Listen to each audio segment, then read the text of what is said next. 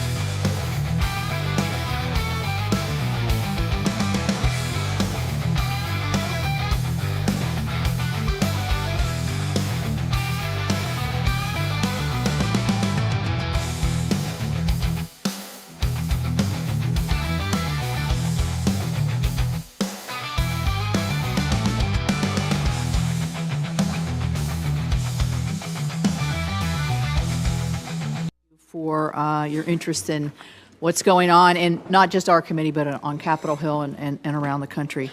I'm excited to welcome all of you to the EPW committee hearing of the first one of the 119th Congress, and my first as the chairman. So I like this little sign here, I must admit. Good morning, everybody. This is also the first hearing that I'm going to have as Senator Whitehouse as the ranking member.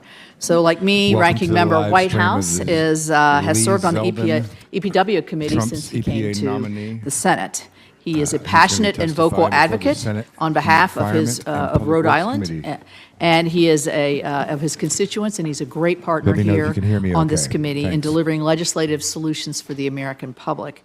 I'm proud of our previous efforts that we've worked together to move bipartisan legislation forward, such as laws to support carbon capture, utilization, and sequestration technology, as well as the ADVANCE Act, which we passed and worked together on several years, finally got it over the finish line last year, and it was signed into law in working to modernize the Nuclear Regulatory Commission.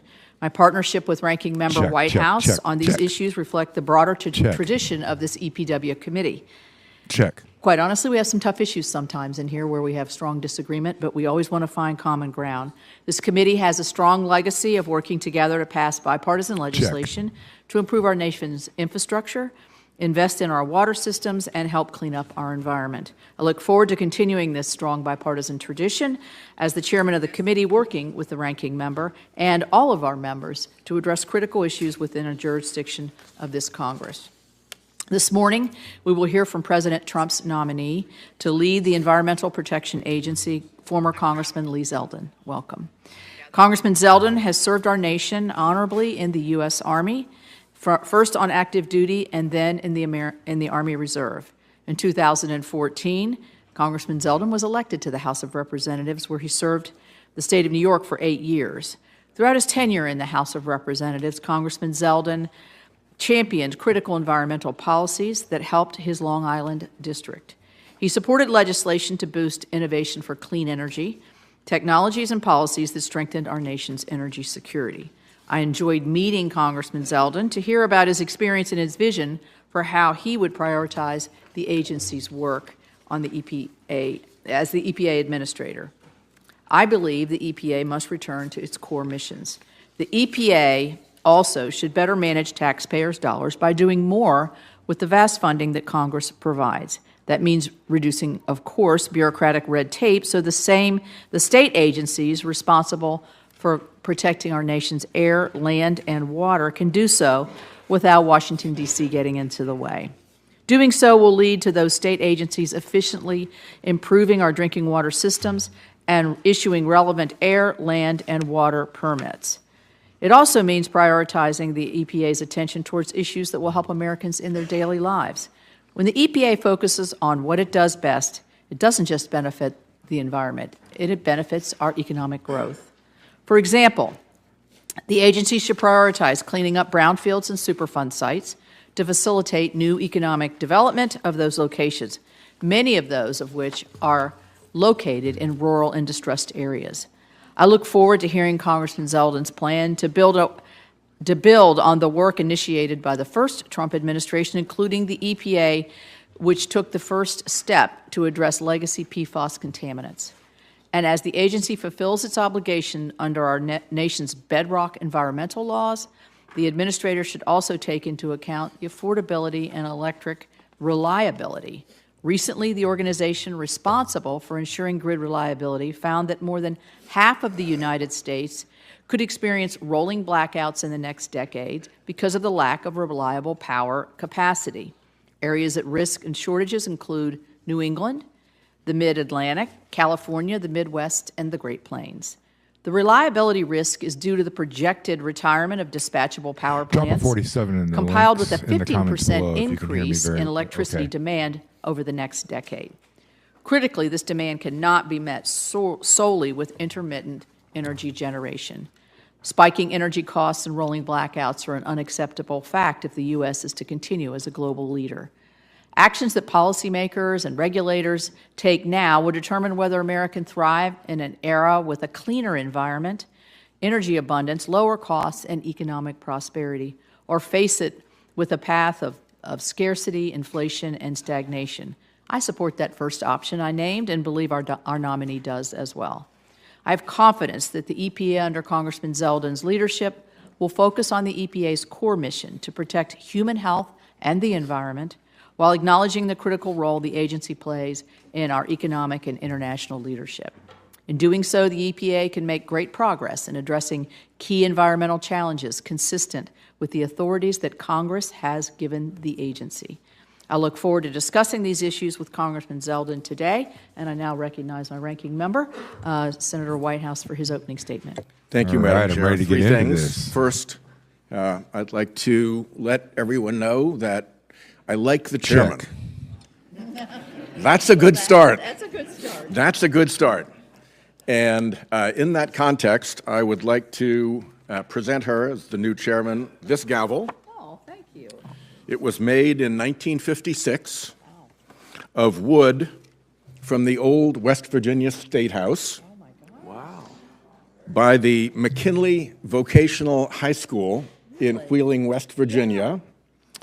It was presented to the then governor of West Virginia, Hewlett Smith, who kept it Looks upon like his he's departure. kissing a little butt there, isn't he, guys? He was term limited out, and that was significant for, among other reasons, that it opened the office to the chairman's father, It did. Archmore. Madam Chair, Thank you. may you bang it in good health.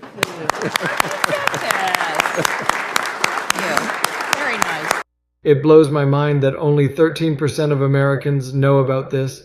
If you're a homeowner and you're at least 50, We have Blows my together mind, too. successfully encouraged and expanded carbon capture, and the WRDA and highway bills present big bipartisan opportunities for more work together. I even hope together we can revive permitting reform. So there is plenty of good opportunity. And as I speak of bipartisan matters, let me also welcome Senator Curtis, our newly elected member of this committee on the Republican side. Last, I want to show everyone this map of my home state. The bright green parts are parts that are destined to flood permanently, underwater, lost to the sea in decades ahead. Congressman Zeldin will be familiar with this risk from his home, Suffolk County. Fossil fuel pollution is the cause of that. It will change the map of my state, and it will do us crippling economic damage. As I see it, we've been through three eras on climate. First was the era of science, and scientists, our headlights, did their job, predicting accurately what was going to happen. NASA scientists, academic scientists, IPCC scientists, Exxon scientists, they did their job. Next came the era of politics, where it was our job to heed the warnings of science and head off those dangers. We failed, badly, and for the worst of all reasons. We succumbed to a massive, deliberate campaign of lies and corruption by the polluters themselves. That failure ushers in now an era of consequences. Consequences we should have headed off, but didn't. It's beginning in creeping, seeping inflation as goods become harder to grow, produce, and ship in upended weather patterns. It's upon us already in forward-looking industries like insurance. Good luck with property insurance in Florida and California. The worst danger is systemic economic crashes. One, widely warned of in economic literature, is the carbon bubble, bursting when the international oil cartel or the massive government subsidies cease propping up fossil fuel, and stranded assets lose all value, and the resulting shock cascades into the global economy. The other, upon us already, is climate risk, making property insurance unaffordable or unavailable, which in turn makes mortgages unavailable, which in turn crashes property values. Remember this map. Before all that land went underwater, it would become uninsurable. And that's still water flooding. Throw in big storms, and there's a whole coastal uninsurability crisis looming. The chief economist for Freddie Mac predicted a coastal property values crash cascading through the economy like the 2008 Great Recession. And that coastal danger is now matched by Western wildfire risk, like we're seeing right now in Los Angeles, launching the same insurance to mortgage to property values collapse. Let's be clear, we are in this perilous place because a campaign of lies and corruption and pollution delivered deliberately and at industrial scale by the fossil fuel industry was accomplished through an armada of paid front groups. And so we're clear, it's not just me warning of significant economic harms ahead. I will circulate to all colleagues, lucky you, this compendium of the published warnings for you and all of your staffs to review. This threat is real. This should be an interesting hearing. If a sharp-eyed cabin boy on the Titanic had happened that night to see the iceberg ahead, you'd expect him to do whatever he could to fight his way to the captain's table in the fancy dining room and warn of the impending disaster. So please understand that map of my state and the sense of urgency that I feel. I am confident that the chairman would equal me in energy and determination for any similar dangers to her mountain state. And so it is through this lens of urgency that I approach this nomination hearing. President Trump has called climate change a hoax. While running for president, he met with fossil fuel industry executives and told them they should give him $1 billion in exchange for his reversing the rules that protect our air and water and limit the pollution that is driving climate change. Because he doesn't and believe indeed, in your fossil fuel climate companies and change. executives lavished millions and millions of dollars on the Trump campaign and affiliated organizations. These special interests now expect a return on their political investment. They expect a reversal of the already limited at least we know protections the we have for of our air and water. operations today. And make no mistake, not only would reversing these protections harm our air, water, public health, and climate, doing so would also cost Americans money, as they Like would be the forced to billions of spend dollars more that are to fuel their cars, to buy their lost groceries, because of the to Los heat and Angeles cool fires, their homes and because businesses. That's money that that would go state didn't directly from want every to, hardworking American's clean wallet up the into forest. the accounts of billionaire fossil fuel barons and giant Little oil fire companies. prevention. The question then for wouldn't Mr. allow Zeldin here before us as President Trump's nominee to run the Environmental Protection Agency is simple. Will he follow the science and the economics and protect our air, water, and climate? Or will he merely be a rubber stamp for looters and polluters who are setting the Trump agenda? I must say that his role at polluter-funded organizations such as the America First Policy Institute and America First Works, his long list of Trump-affiliated consulting clients, and his anti-climate op-eds paid for by dark money organizations do not give me confidence that he will be an honest broker if confirmed to lead EPA. I really want this to work. That is how high the stakes are. I am not here trying to score points. I'm here trying to steer us away from what I see why did you as bring a up Trump? calamity ahead. You wanted I to will score therefore be points for watching your, closely today to your see liberal if friends Congressman there. Zeldin is able to differentiate himself in any substantive ways See, here we from go. the polluter agenda From the and polluter economic agenda. crashes likely to ensue. Thank you, Madam Chair. Here is to Like a his productive agenda is to relationship pollute the United in this States. important Come on. committee. Yeah. Thank you, me a Senator. break. Thank you for the gavel. That has great meaning to me. Wonder what so Lee I has to very much say. I'm actually from the northern part of the state, so where it was made, so thank you. I'm now going to turn to Senator Barrasso, who is going to be introducing Congressman Zeldin. Thank you very much, Chairman Capito, Ranking Member, White House members of the committee. Thank you for allowing me to be here today to introduce Congressman Lee Zeldin, who has been nominated to be the administrator of the Environmental Protection Agency. The EPA is very important to Wyoming and to the nation. It's responsible for protecting our air, our water, and our communities. Americans deserve clean air and clean water. If you support They also deserve Lee Zeldin clear for rules EPA, and common to head the sense EPA, from the drop a government. 47 in the comments. Over the last If 4 you years, don't, they've gotten neither. drop a 46. The EPA has pushed policies that kill jobs in Wyoming and raise the cost for families across the nation. It has also pursued rules that shut down power generation and threaten electric reliability. Americans should be able to take for granted that the lights will go on when they flip the switch. They should know that those making the rules understand that their livelihoods depend on a balanced and measured approach. Instead, the approach over the last 4 years has been based solely on radical environmentalism. Congressman Zeldin will correct the course of the EPA. He's been highly motivated from a young age, graduated from law school at age 23.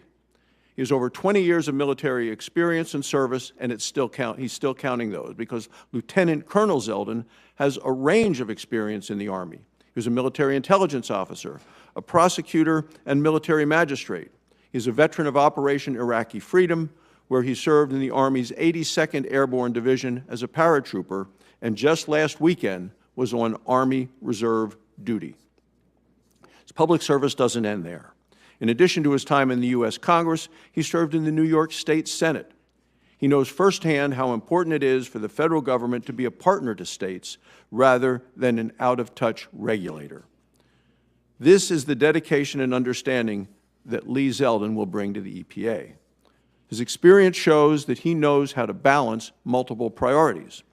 He understands that we must be good stewards of the environment without crippling the economy. Many organizations, both public and private, agree that Lee is the right person for the job. One of those organizations is the National Association of Clean Water Agencies. In a letter to the committee, the association said, "He has shown a willingness to engage with a broad spectrum of stakeholders to address pressing issues. Do you think we're going to have any This approach is critical disruptors for achieving when Lee EPA's starts mission his, in a way that balances environmental his protection, they say, introduction? and pragmatic I public feel like we policy will. I feel like I see a implementation. couple in the back there. His strong support from his community back home. The Long Island Water Conference has said, quote, "We are offering our strong support for fellow Long Islander and New Yorker Lee Zeldin." They go on to say, "We believe that Mr. Zeldin's experience will provide a balanced approach to the regulatory process. This will ultimately," they say, "provide effective protection of public health and the environment." And reading this about a balanced approach reminded me, and Cynthia might have been there as a young girl, in 1963, John Kennedy, President of the United States, came to Wyoming. He came with Stuart Udall, who was his Secretary of Interior. It was a conservation tour of the West. Stuart Udall, the Interior Department building is named after him, and his son Tom served with many of us on this very committee, sat right there where Senator Padilla is sitting right now. So I brought this picture that has been hanging on my wall in the office in D307, and it's John Kennedy in the field house of the University of Wyoming addressing the largest indoor arena that we had and the largest standing-only crowd in 1963 as part of his conservation tour. And what John Kennedy said that day, he said, "We must maintain a living balance between man's actions and nature's reactions." And that's the kind of job that I believe that Lee Zeldin is going to do for our nation at the EPA, maintain a living balance. So I share this organization, the Long Island Water Conference, their confidence that Lee Zeldin will lead the EPA in a more balanced and even-handed direction.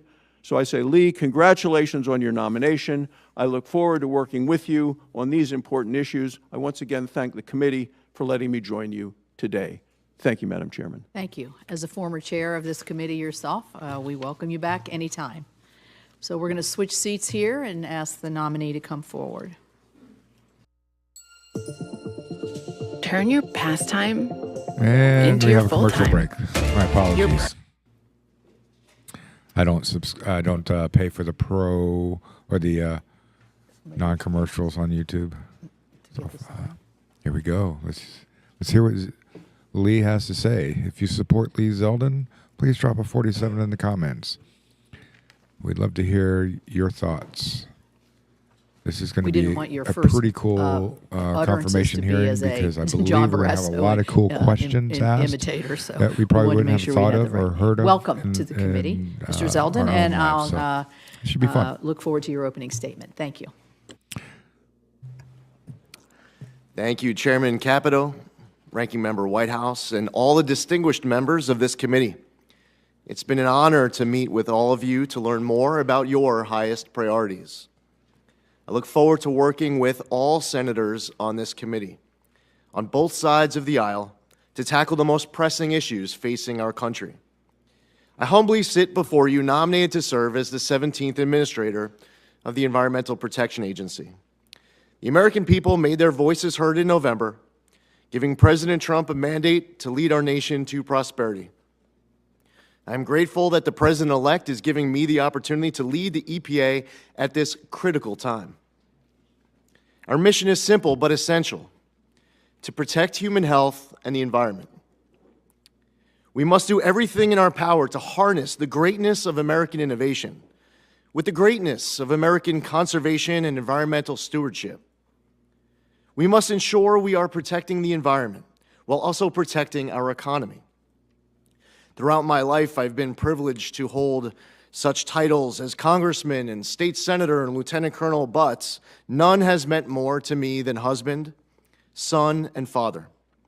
While one of my identical twin daughters, Ariana, is now back at college, I'm excited to be joined here today by my wife, Diana, and our daughter, Michaela, as well as my mother, Meryl. The American people need leaders who can find common ground to solve the urgent issues we face.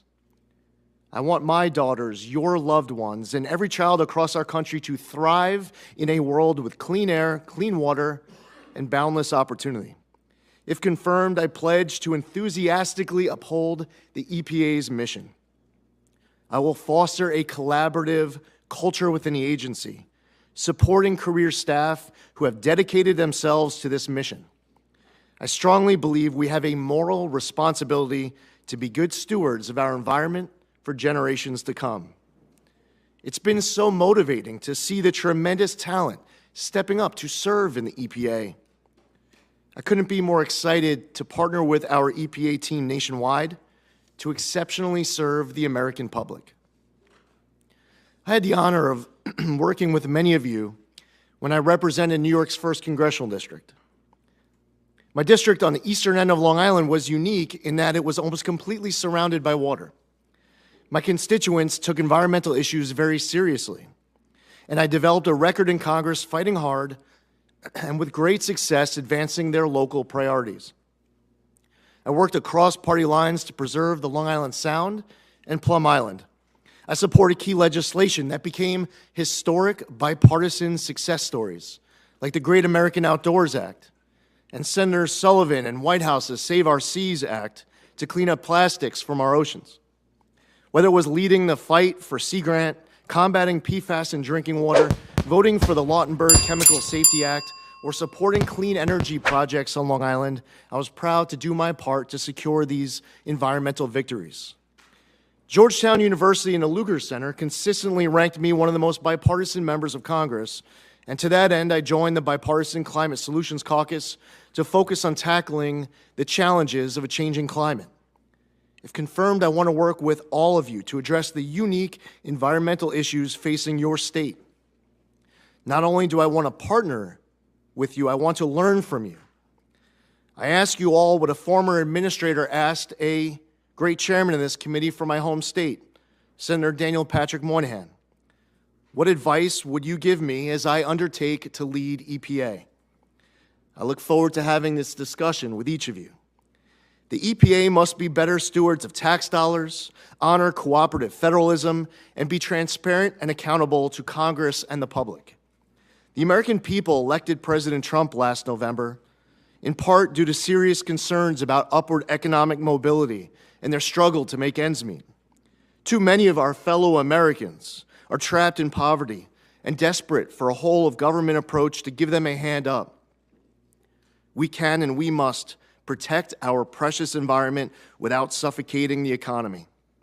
A big part of this will require building private sector collaboration to promote common sense, smart regulation that will allow American innovation to continue to lead the world. If confirmed, under the EPA, with my leadership, we will prioritize compliance as much as possible. I believe in the rule of law, and I want to work with people to ensure they do their part to protect our environment. Success is defined for many, including me, as leaving this world better than we found it. I want every child in this nation, including my daughters and your children, to inherit a world with clean air, clean water, and a thriving economy. This mission must transcend politics, and I look forward to working with all of you to achieve it. I thank you, Chairman Capito, Ranking Member Whitehouse, and all the members of this committee I'm eager to answer your questions and discuss the issues facing your constituents. Thank you. We're now ready to begin with the questioning portion for our witness. Senator Whitehouse and I have agreed to have 2 rounds of 5 minutes for questioning. So let's try to keep our first 2 questions rounds, within 5 the 5 minutes of questioning. in respect for everybody's All right, time. at least we got to a, begin, this committee has 3 an standing agreement yes or of no how many rounds questions we got. that it asks all nominees who appear before the committee. So I want to ask you these 3 questions. Do you agree, if confirmed, to appear before this committee or designated members of this committee and other appropriate committees of this Congress to provide information subject to appropriate and necessary security protections with respect to your responsibilities? Yes. Do you agree to ensure that testimony, briefings, documents, and electronic and other forms of communications of information are provided to this committee and its staff and other appropriate committees in a timely manner? Yes. Thank you. Finally, do you know of any matters which you may or may not have disclosed that may place you in a conflict of interest if you are confirmed? No. Thank you. All right. Well, I will All right, here we go. begin questioning, Let's do and then this. I'll go to the ranking member. Get it on. In my opening statement, I talked about reliability issues and affordability issues as we see the face the future here. During the last 4 years, the EPA issued a number of rules, and number is numbers of rules, including the Clean Power Plan 2.0, which was intentionally designed to impose massive new costs on reliable coal-fired and natural gas plants in a deliberate effort to shut these plants down. Unsurprisingly, over this same period of time, the cost And of kill energy all the jobs that go skyrocketed along with those. 23% over the last 4 years.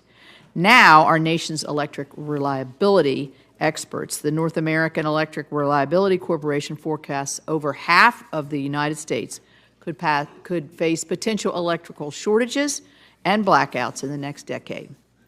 This is a dire situation on the reliability. This demand is driven by our onshoring of our manufacturing and powering data centers and other things to win the artificial intelligence race.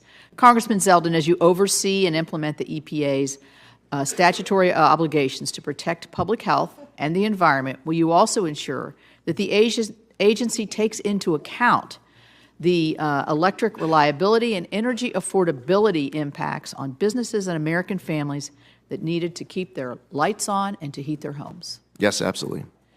What is your vision for fulfilling the EPA's statutory mission, particularly in the context of getting the agency reoriented back to the basics of protecting communities from air, water, and chemical pollutions and cleaning up contaminated sites? What ideas do you have as moving forward?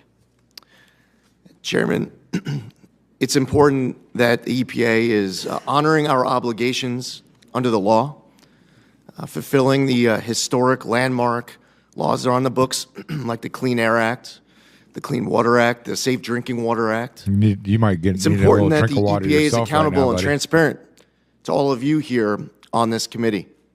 It's important that we are working closely in collaboration with career staff at the EPA and working closely with other agencies where there's overlapping jurisdiction to make sure that we are following our new obligations under the law as Congress enacts new laws moving forward, to make sure that we are abiding by the Administrative Procedures Act, that I, as administrator, I'm not prejudging outcomes, that I'm making sure that our actions are durable, that they are able to withstand scrutiny, and at the end of the day, I'm able to sit before you at further hearings and to be able to account for my actions as administrator and our actions as an agency.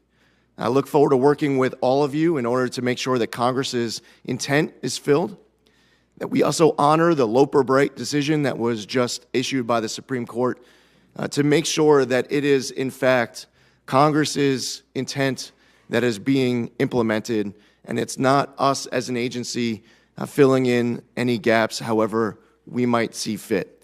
It requires a close collaboration, not just internally within the agency, but with each and every one of you as well. Thank you.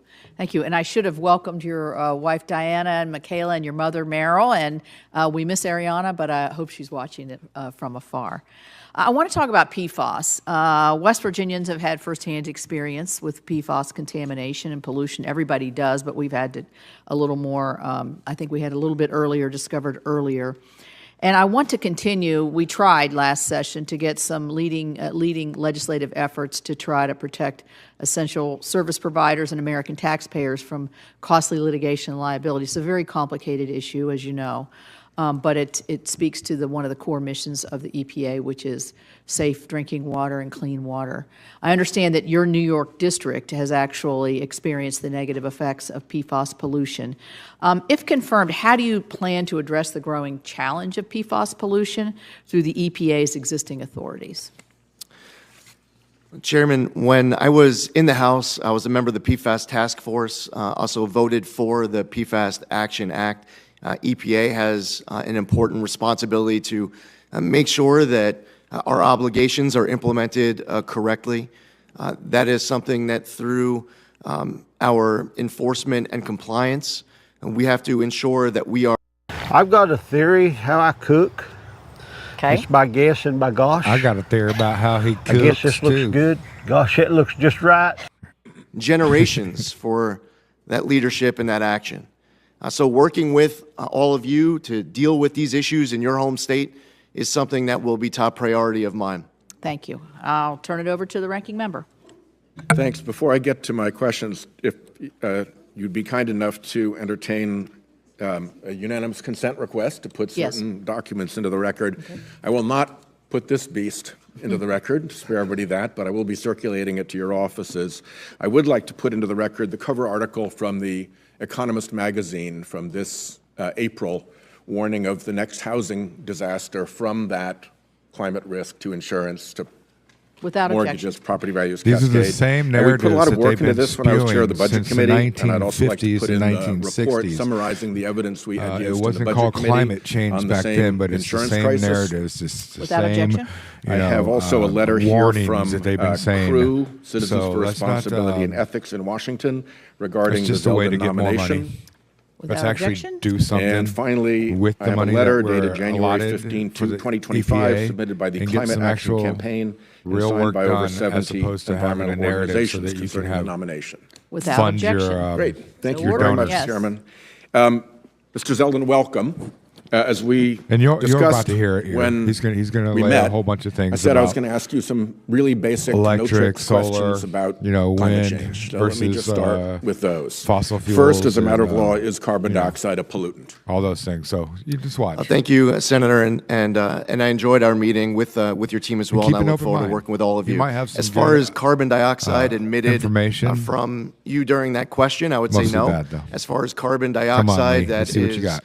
admitted in larger masses that we hear concern about from scientists as well as from Congress, that's something that certainly needs to be focused on for the EPA. And as a matter of law, it is a designated pollutant, correct? Senator, while carbon dioxide is not named as one of the 6 in the Clean Air Act, the EPA has been treating it as such. Yeah, because of a Supreme Court decision that said so, correct? Correct, yes, Senator. What effect, briefly and in layman terms, I know you're not a scientific expert, what effect are carbon dioxide emissions from fossil fuel combustion having in the atmosphere?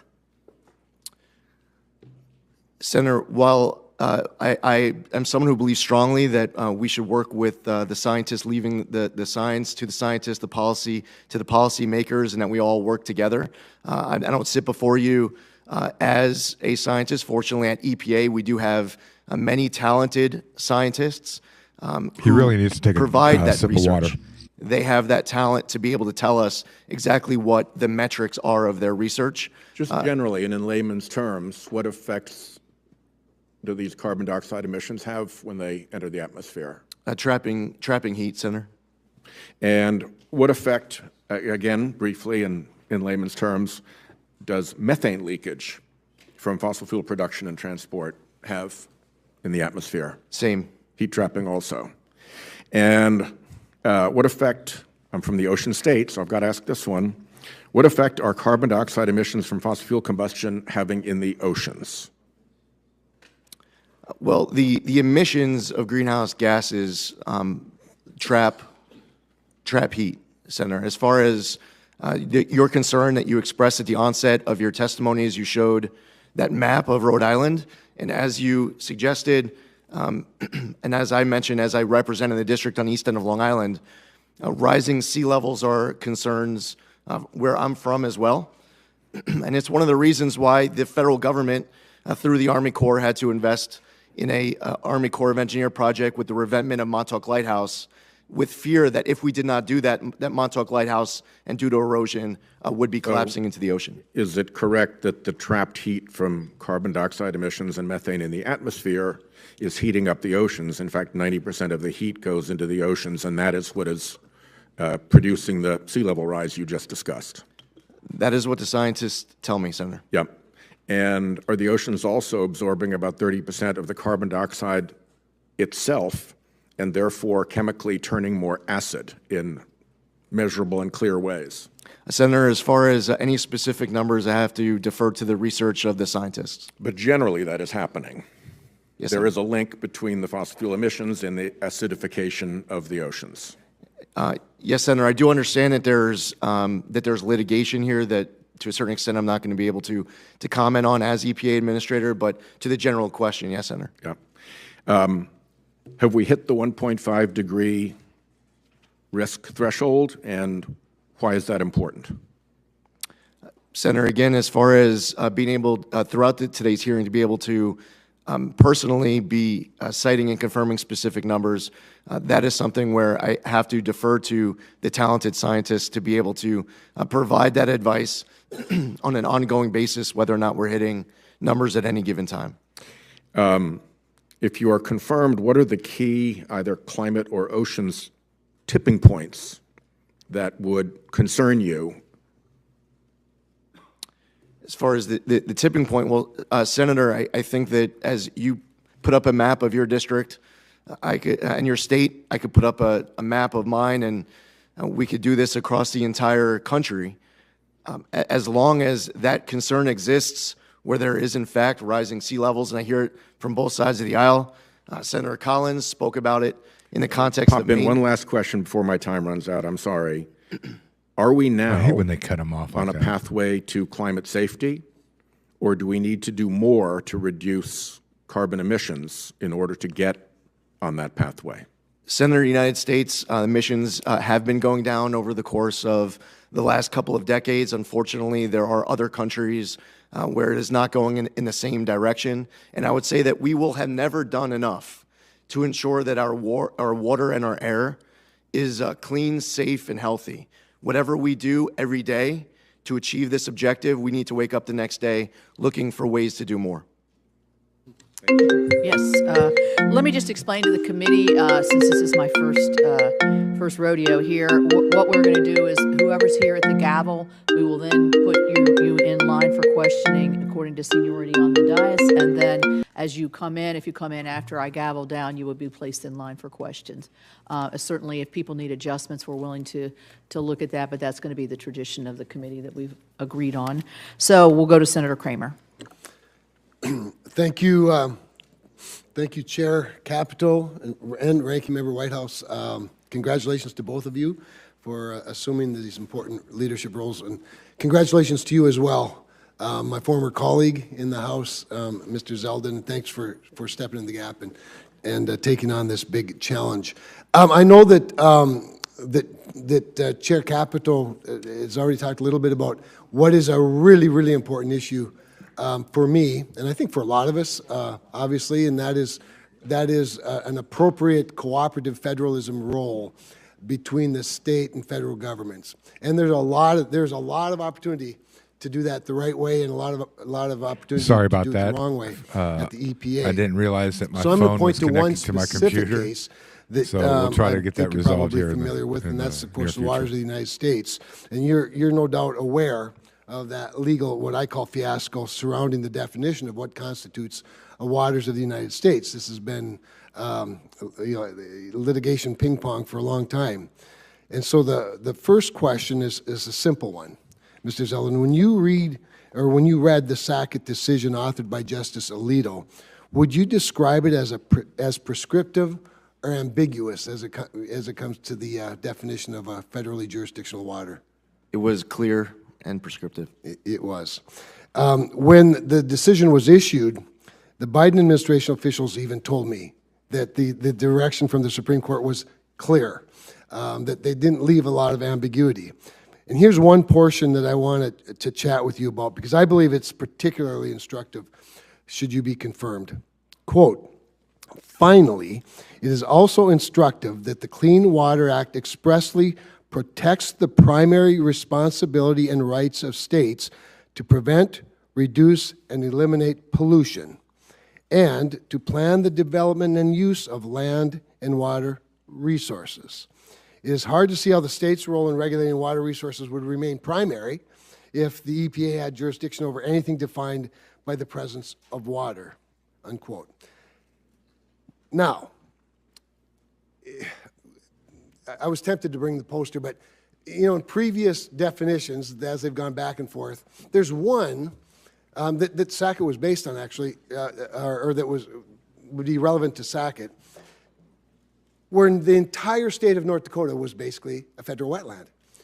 We're a semi-arid state with badlands and big prairies. Should you be confirmed, it would be really good if the administrator took this decision and the legislative history behind it and start a rulemaking process post-Sackett with the assumption that states have primacy and primary responsibility for water within their states, not the federal government. How do you intend to sort of approach that? Because this post-Sackett WOTUS definition is going to be really, really important. Yes, Senator. With any rulemaking, as you know, I'm not allowed to prejudge outcomes going in. And it's important that corners aren't cut where durability is sacrificed. Laws are written by Congress, and there are cases that have come out from the Supreme Court that provide the EPA with clear guidance on how we must do our job under the law. It is important that when you're going back to your home state and you're speaking to your farmers, that you are able to, with confidence, be able to explain to them that the federal government is doing our part so that they can define what waters of the U.S. are without them having to go hire an attorney or someone else, pay a lot of money to ensure compliance. So I will make sure that I'm doing my part, that the EPA is honoring the decision of Sackett and any future laws to come out of Congress. That is my commitment to you. And I know that was important when I met with Senator Sullivan as he was speaking about Alaska and wetlands and so many other people on this committee. So I look forward to working with you on that. You know, that great answer. I appreciate that very much. One of the things that concerns me is when I've heard, in realizing, with regard to WOTUS, you have two agencies that get involved, the permitting side at the Corps of Engineers and the EPA rulemaking. But one of the things in terms of a durable rule that I heard from some from the previous administration or the current administration was that, well, we're going to create a durable rule. And I think the way to do that is to make sure that while we recognize the law is clear now, the definition's clear, all you have to do is seek a jurisdictional determination from us, the Almighty, and then we'll tell you whether your land meets that definition or not. To which I say, we don't put a police officer on every car. Can we presume that in the very obvious, simple cases that the landowner or the developer already knows the law and doesn't need to seek permission to do Absolutely. what they want to do? Unfortunately, we face a reality where many farmers don't know whether or not their land, not just farmers, obviously, but a lot of people don't know whether or not their land has waters of the U.S. on it. And I would say that that is a failure on the part of the federal government. You should be able to go to your landowners, and they should be able to, with confidence, be able to tell you without having to ask questions whether or not waters of the U.S. are on their property. Well, thank you for that. I can tell you North Dakota farmers are pretty bright. They know, it's just that the bureaucrats didn't. And now hopefully the Supreme Court's cleared that up. Thank you. Thank you. Senator Sanders. Thank you. Congratulations. Like I said, there's going to be some interesting topics that we may have never heard of Mr. Zeldin, or thanks so thought much of for in coming the to the past. So office the other day. I it should be an enjoyed our interesting hearing. Oh, hey, look, there's old Burn. Zeldin, 2024, as you know, comb your was hair, the buddy. hottest Comb year your in recorded hair. history. The past 10 years have been the hottest 10 years on record. We have seen in recent years It's because you're unprecedented older. firefighters in the West Coast and in Canada, and we're seeing the horrific situation in LA right now. We have seen unprecedented flooding in China, displaced millions of people there, unprecedented drought in Brazil, Africa, and elsewhere. And in southern Africa, people are dying because of the drought and their inability to grow crops. Bernie. Billions of people have been sweltering in Europe and Who's a elsewhere Bernie fan? in Who's a Bernie unprecedented fan out heat there? waves. In the midst of all Give me a of Bernie that, in the comments if you President-elect like old Trump Bernie. has said that climate change is a hoax. You will be, if confirmed, one of the leading spokespeople in this country, representing us throughout the entire world. Do you agree with President-elect Trump that climate change is a hoax? Well, first off, Senator, it was great to meet with you as well. I believe that climate change is real, as I told you. As far as President Trump goes, the context that I've heard him speak about it was with a criticism of policies that have been acted because of climate change, and I think that he's concerned about the economic costs of some policies where there's a debate and a difference of opinion between parties. I would respectfully disagree with you. I think he has called it a hoax time and time and time again.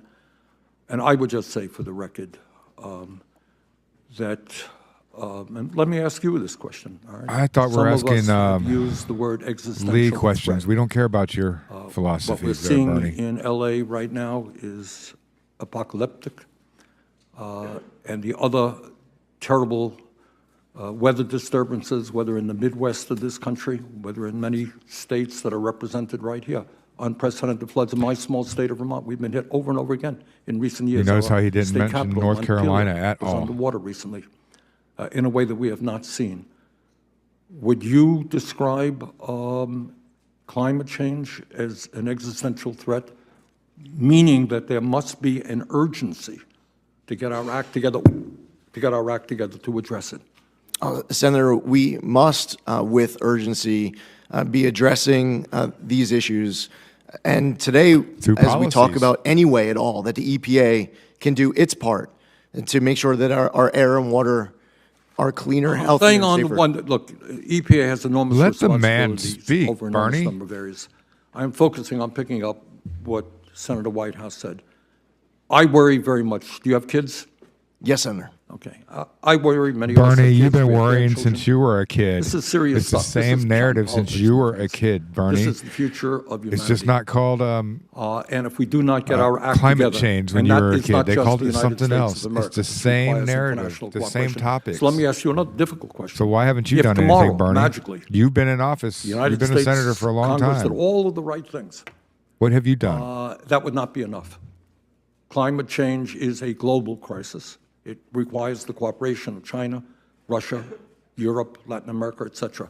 Good luck with that Are one. you prepared to represent the United States aggressively with some of your colleagues in reaching out to countries all over the world? How are you going to stop China and carbon India emissions? from doing Senator, it's manufacturing? very important for try. I, as administrator of EPA, whether traveling to the G7 or the G20 or elsewhere, to be reaching out to these other countries to make sure that there is a pressure on other nations to do their part as well.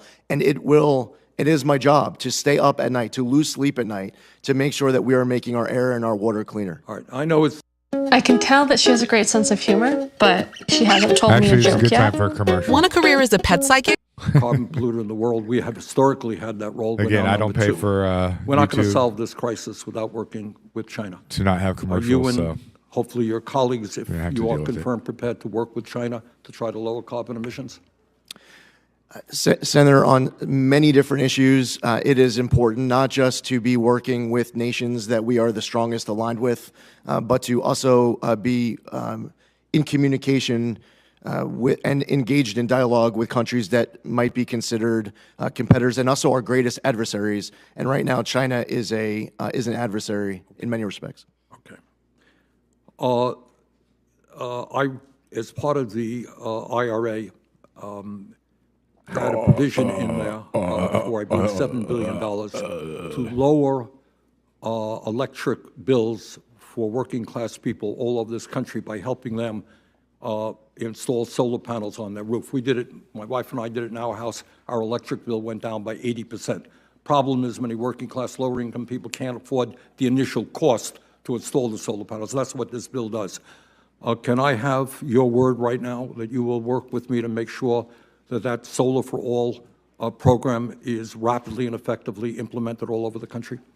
Senator, it is my obligation on this and every other law enacted by Congress that I will follow my obligations under the law. And when it comes to spending money, it is important that I have the ability to sit before you and account for every dollar that's being spent by the EPA. So I know that this is an important priority of you and solar power. Sorry. That's okay. Hey, I'm not the only one. Bernie, turn your phone off, Bern. That was the fossil fuel industry. Oh, yeah. I look forward to working with you on this, Senator. Thank you, Madam Chair. Thank you very much. Thank you. Senator Curtis. Thank you. And before I begin, just a big thanks to all my colleagues on the committee. You know you're going to get a Madam laugh Chair, from Bernie somewhere, Mr. Ranking somehow. Member, and all my colleagues. Really look forward to working with you on this committee, and I'm very excited to be part of this. Mr. Zeldin, I'm from Utah. In Utah, we're pretty proud of our beauty, of our natural resources. It really would be hard to find a more spectacular place in the United States. Everything from 5 national parks, arches and monuments and ski resorts. And I think because of that, Utahns have this inherent desire to take care of it, to leave it better than we found it, to make sure that we're not polluting. I can find total agreement in Utah that less pollution is better than more pollution, less emissions is better than more emissions, and that we want to leave the earth better than we found it. And you and I had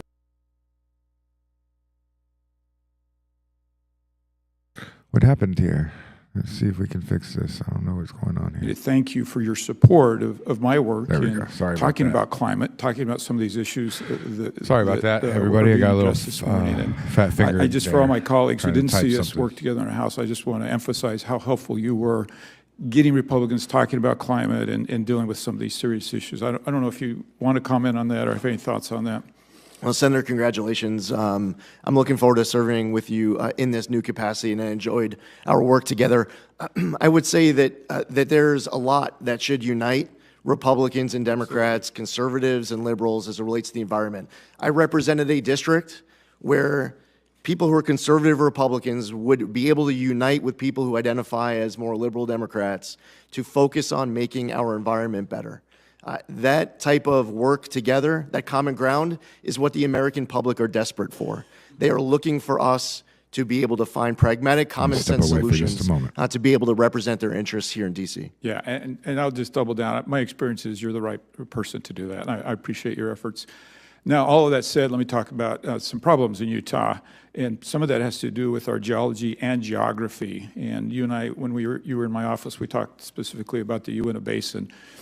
80% of the methane that is registered in the basin doesn't come from traditional fossil fuel sources. It comes from ground sources. It comes from air that comes into the region. And yet they're judged and measured on that whole 100%, not the 20% that they admit. Our geography also surrounds us with mountains. We like to call them real mountains as opposed to the hills that we have on the East Coast. And that traps in.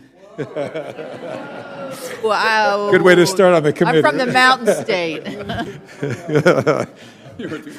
That traps in. You want to rephrase that?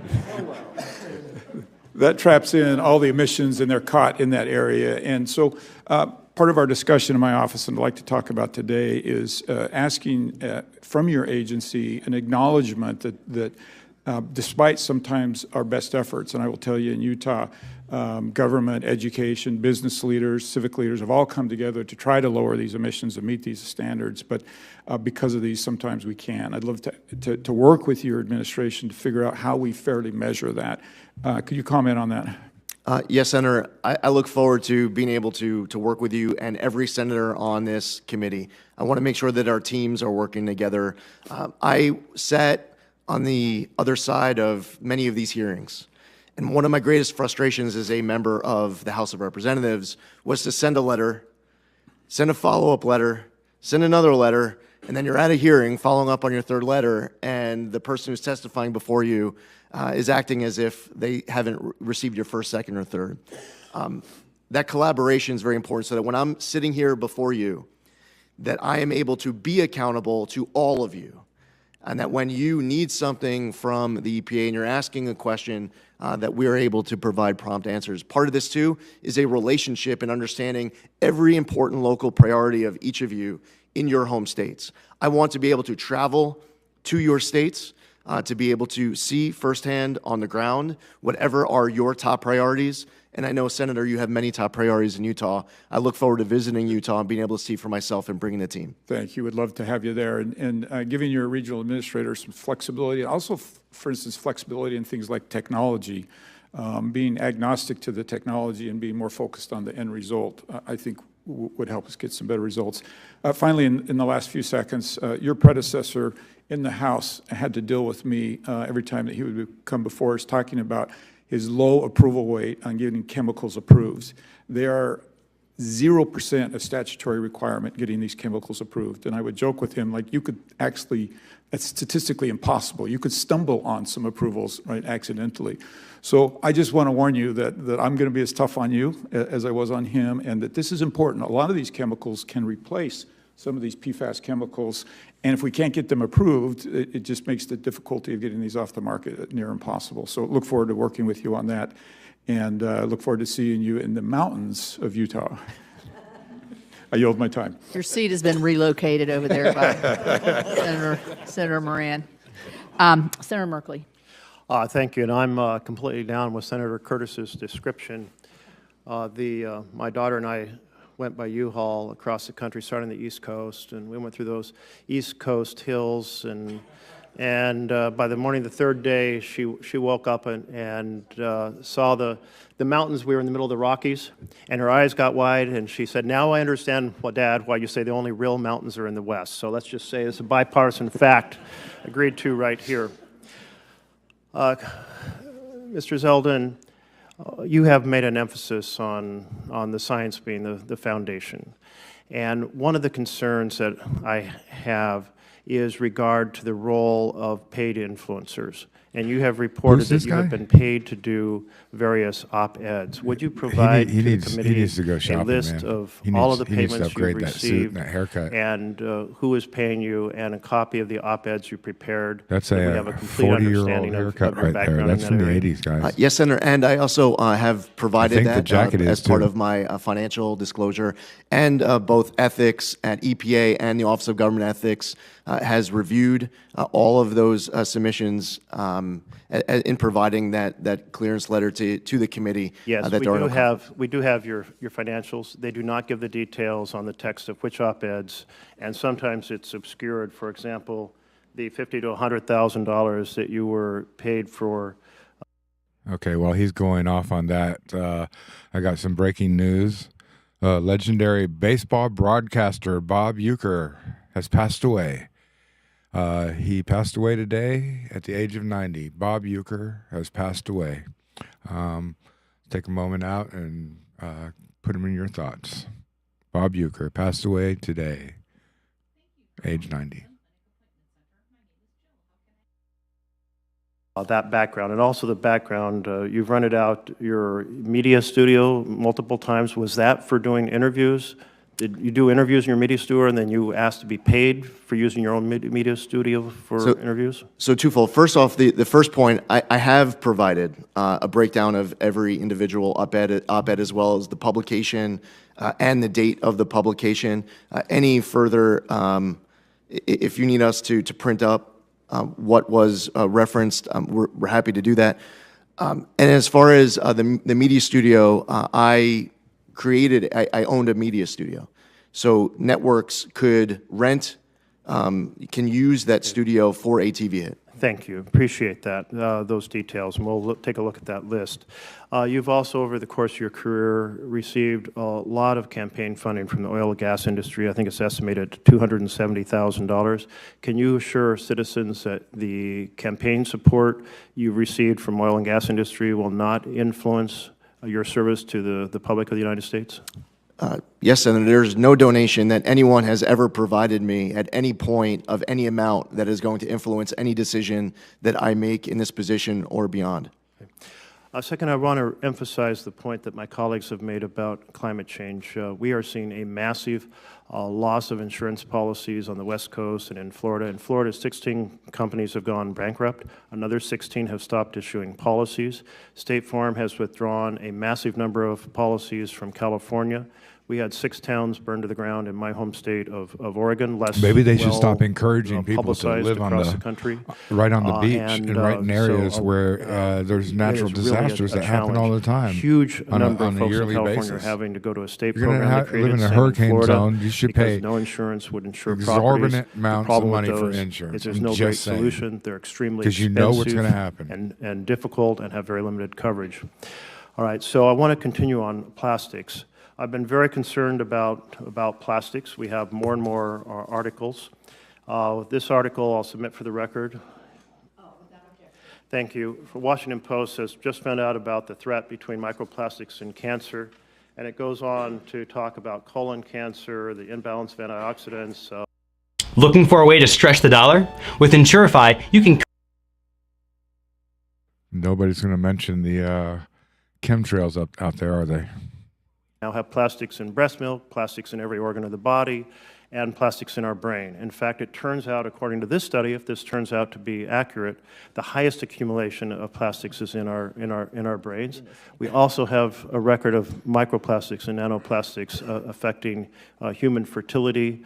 And plastic is, by its chemical structure, an endocrine disruptor. Are you familiar? Have you steeped yourself in the science and problems associated with plastics in the human body? Yes, Senator, and I enjoyed being able to meet with you and your team in your office, where clearly this is an issue of great interest and passion of yours. I would look forward to an opportunity to be able to read what you're referencing specifically, just so that I can become intimately familiar with any detail that you're citing that I have not read before. I was hoping that's what you're going to do after our meeting in our office. You're going to go out and say, I got to read all these articles. Senator, and I would look forward to continuing to read even further. There is an effort by the chemical industry to say, don't worry, we'll just melt everything down in big pots to keep plastics out of the waste stream. They call it chemical recycling. It's basically thermal melting. But I heard that there's plastics in our foods too, so I think that's something that needs to be in very limited, addressed, basically and hopefully he'll do that as well. Manufacturing waste as opposed to post-consumer so plastics. I understand but they're trying to sell it as the absolute cure. Plastic, don't worry, we can go from 8% recycling in America to a high concerns. percent. Are you familiar with the very limited role, but the chemical industry is trying to say, don't worry, be happy on plastics? I'm aware, yes, sir. Don't worry. Do you understand, and have you made yourself happy. knowledgeable of the inaccuracies that are being publicized about this thermal strategy? Senator, I am researching and reading all that's being provided on all sides of this issue. Going back to my time in the House, I advocated to clean up our waterways around my district, and as I cited in my opening, the bipartisan work between Senator Whitehouse and Senator Sullivan on Save Our Seas and Save Our Seas 2.0 should be a model to be followed of bipartisanship to go even further. Yeah. I see I'm over time. I'm sorry, Madam Chair. I'll just close by saying, in plastics, there's a big story trying to be sold about don't worry. It'll be your responsibility to make sure you speak the truth to the American people. Thank you, Senator. Senator Sullivan. Thank you, Madam Chair, and I want to congratulate you and the ranking member. It's a great committee for our new members. We get a lot of things done here, usually very bipartisan. We have some differences, but that's Looks okay. like we're up to Ms. Zeldin, it was great 248 meeting with subscribers. you. I appreciate Congratulations whoever to your just family subscribed. as well. Thanks Subscribed. for your service. It's not always easy, Appreciate we whoever know. just subscribed. You know, Please be Alaska, sure we to love our share clean and water, clean It'll air. help push We it think to more viewers out there. Thank you so much. We have some of the cleanest air and water in the world. We're proud of that. We don't always think the EPA has helped in that regard. It's more state actions. So I want to begin by if you just subscribe, let us know in the getting comments you who you are. I'd love to to commit to me to come up give to you a shout Alaska out. with me. Bring your family. We can do some fishing maybe after you see all the important elements of Alaska. Big mountains, no offense to Utah, but real big mountains. So we have a little fun on state size in this committee. But can I get your commitment to do that? Yes, Senator. And unlike predecessors of mine who attempted to try to negotiate we all like big mountains, an August trip, I would want to go when it's as cold and dark as possible. Yeah, well, it's happening right now. We have communities in Alaska that are hitting 30, 40 below zero. And so we'd love to have you in the winter and summer. So Senator Ricketts looks like he wants to come with me, so I look forward to it. Love to have him. Second, I really appreciate the shout out to me and Senator Whitehouse on the Save Our Seas Act, Save Our Seas 2.0. That was the most comprehensive ocean cleanup legislation in the history of the country. Those were both signed by President Trump. You might want to ask Senator Whitehouse at some point about the signing ceremony that we had in the Oval Office with President Trump on Save Our Seas 1.0 was Commerce Secretary Wilbur How conveniently Ross they and forget. others. It was great. So can you commit to me to work with this committee? I think we already have President Trump's commitment to continue the progress we've made on ocean cleanup, plastics cleanup. It's good bipartisan work. The Trump administration and the president himself is very committed, and so are we. And we're already working on 3.0. We got to focus on the implementation of SOS 2.0, though. Yes, Can we get your commitment on that? Yes. Great. Well, look, I want to go back to Senator Kramer's issue of, in your opening statement about honoring cooperative federalism. And as you know, our Clean Air Act, our Clean Water Act laws from Congress contemplate a scheme of cooperative federalism that provides an active, in some case, primary role for states on these laws. Will you commit to doing to that? Because it's a really important issue for my state. Yes, Senator. So one of the areas where we haven't seen cooperative federalism at all is the way in which the EPA in my state has a history of enforcing the laws. And no offense to my Democratic colleagues, this is always with Democrat administrations. The Obama administration did what they do is they come in with giant, heavy armed agents, body armor, helicopters, like it's shocking. We had a love it. raid Speak the truth. on some Preach placer it. miners Preach it, in a baby. place Preach called it. Chicken, Alaska, under President Obama. Over 30 armed agents, body armors. Let's go, Senator to Ricketts. Do what? Do compliance on the Clean Water Act. They didn't find one violation. They scared the hell out of the miners, okay? Then, not to be outdone, the Biden administration has done these raids on small mechanic shops in Alaska. They bring up EPA agents from all over the country, 30 armed agents kicking in doors in mechanic shops in Alaska. By the way, my state believes in the Second Amendment. Most of my state is armed. This is very dangerous because some of these agents could get shot when they're coming in.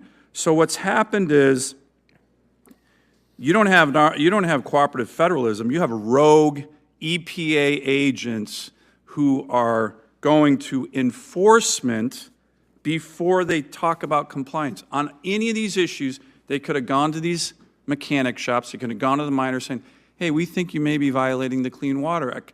Can you work with us? No. These guys come. They had 40 agents, all of them armed, raiding these mechanic shops. It is just an outrage. Can I get your commitment to focus on compliance rather than jumping to armed enforcement? We won't say the word, but and they're secondly, weak. Look, I believed in an armed So they got to come in citizenry. numbers. I believe in the Second Amendment. I don't believe in an armed That's how the bureaucracy. Democrats run.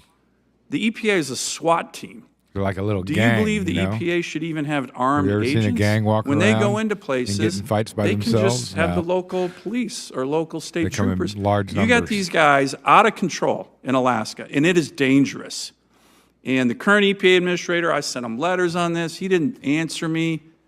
Someone's going to get hurt. Can I get your commitment to focus on compliance, civil compliance, as opposed to kicking in doors with body armor, assault rifles, helicopters? It's crazy. And It's really And outrageous. it's a waste of and taxpayer money, too. It for happens something under so Democrats, small. not President Trump, Democrats. Senator, it is outrageous. The story that you told and Senator Murkowski shared with me as well with regards to Chicken, Alaska, it led me, as somebody who's going through this transition, to be asking questions as to how did that even get authorized, who signs off on it, what is the standards that need to be met in order to even say yes to an operation like that. With 30 agents from EPA agents from all over America came up to raid a mechanic shop, a small business that I think there was 8 guys who owned it. They were National Guard guys, great Alaskans. Can I get your commitment on that and to work with me? And do you think the EPA should be armed? I don't. Senator, if something requires an enforcement action on a prosecutorial front, that is working with the Department of Justice.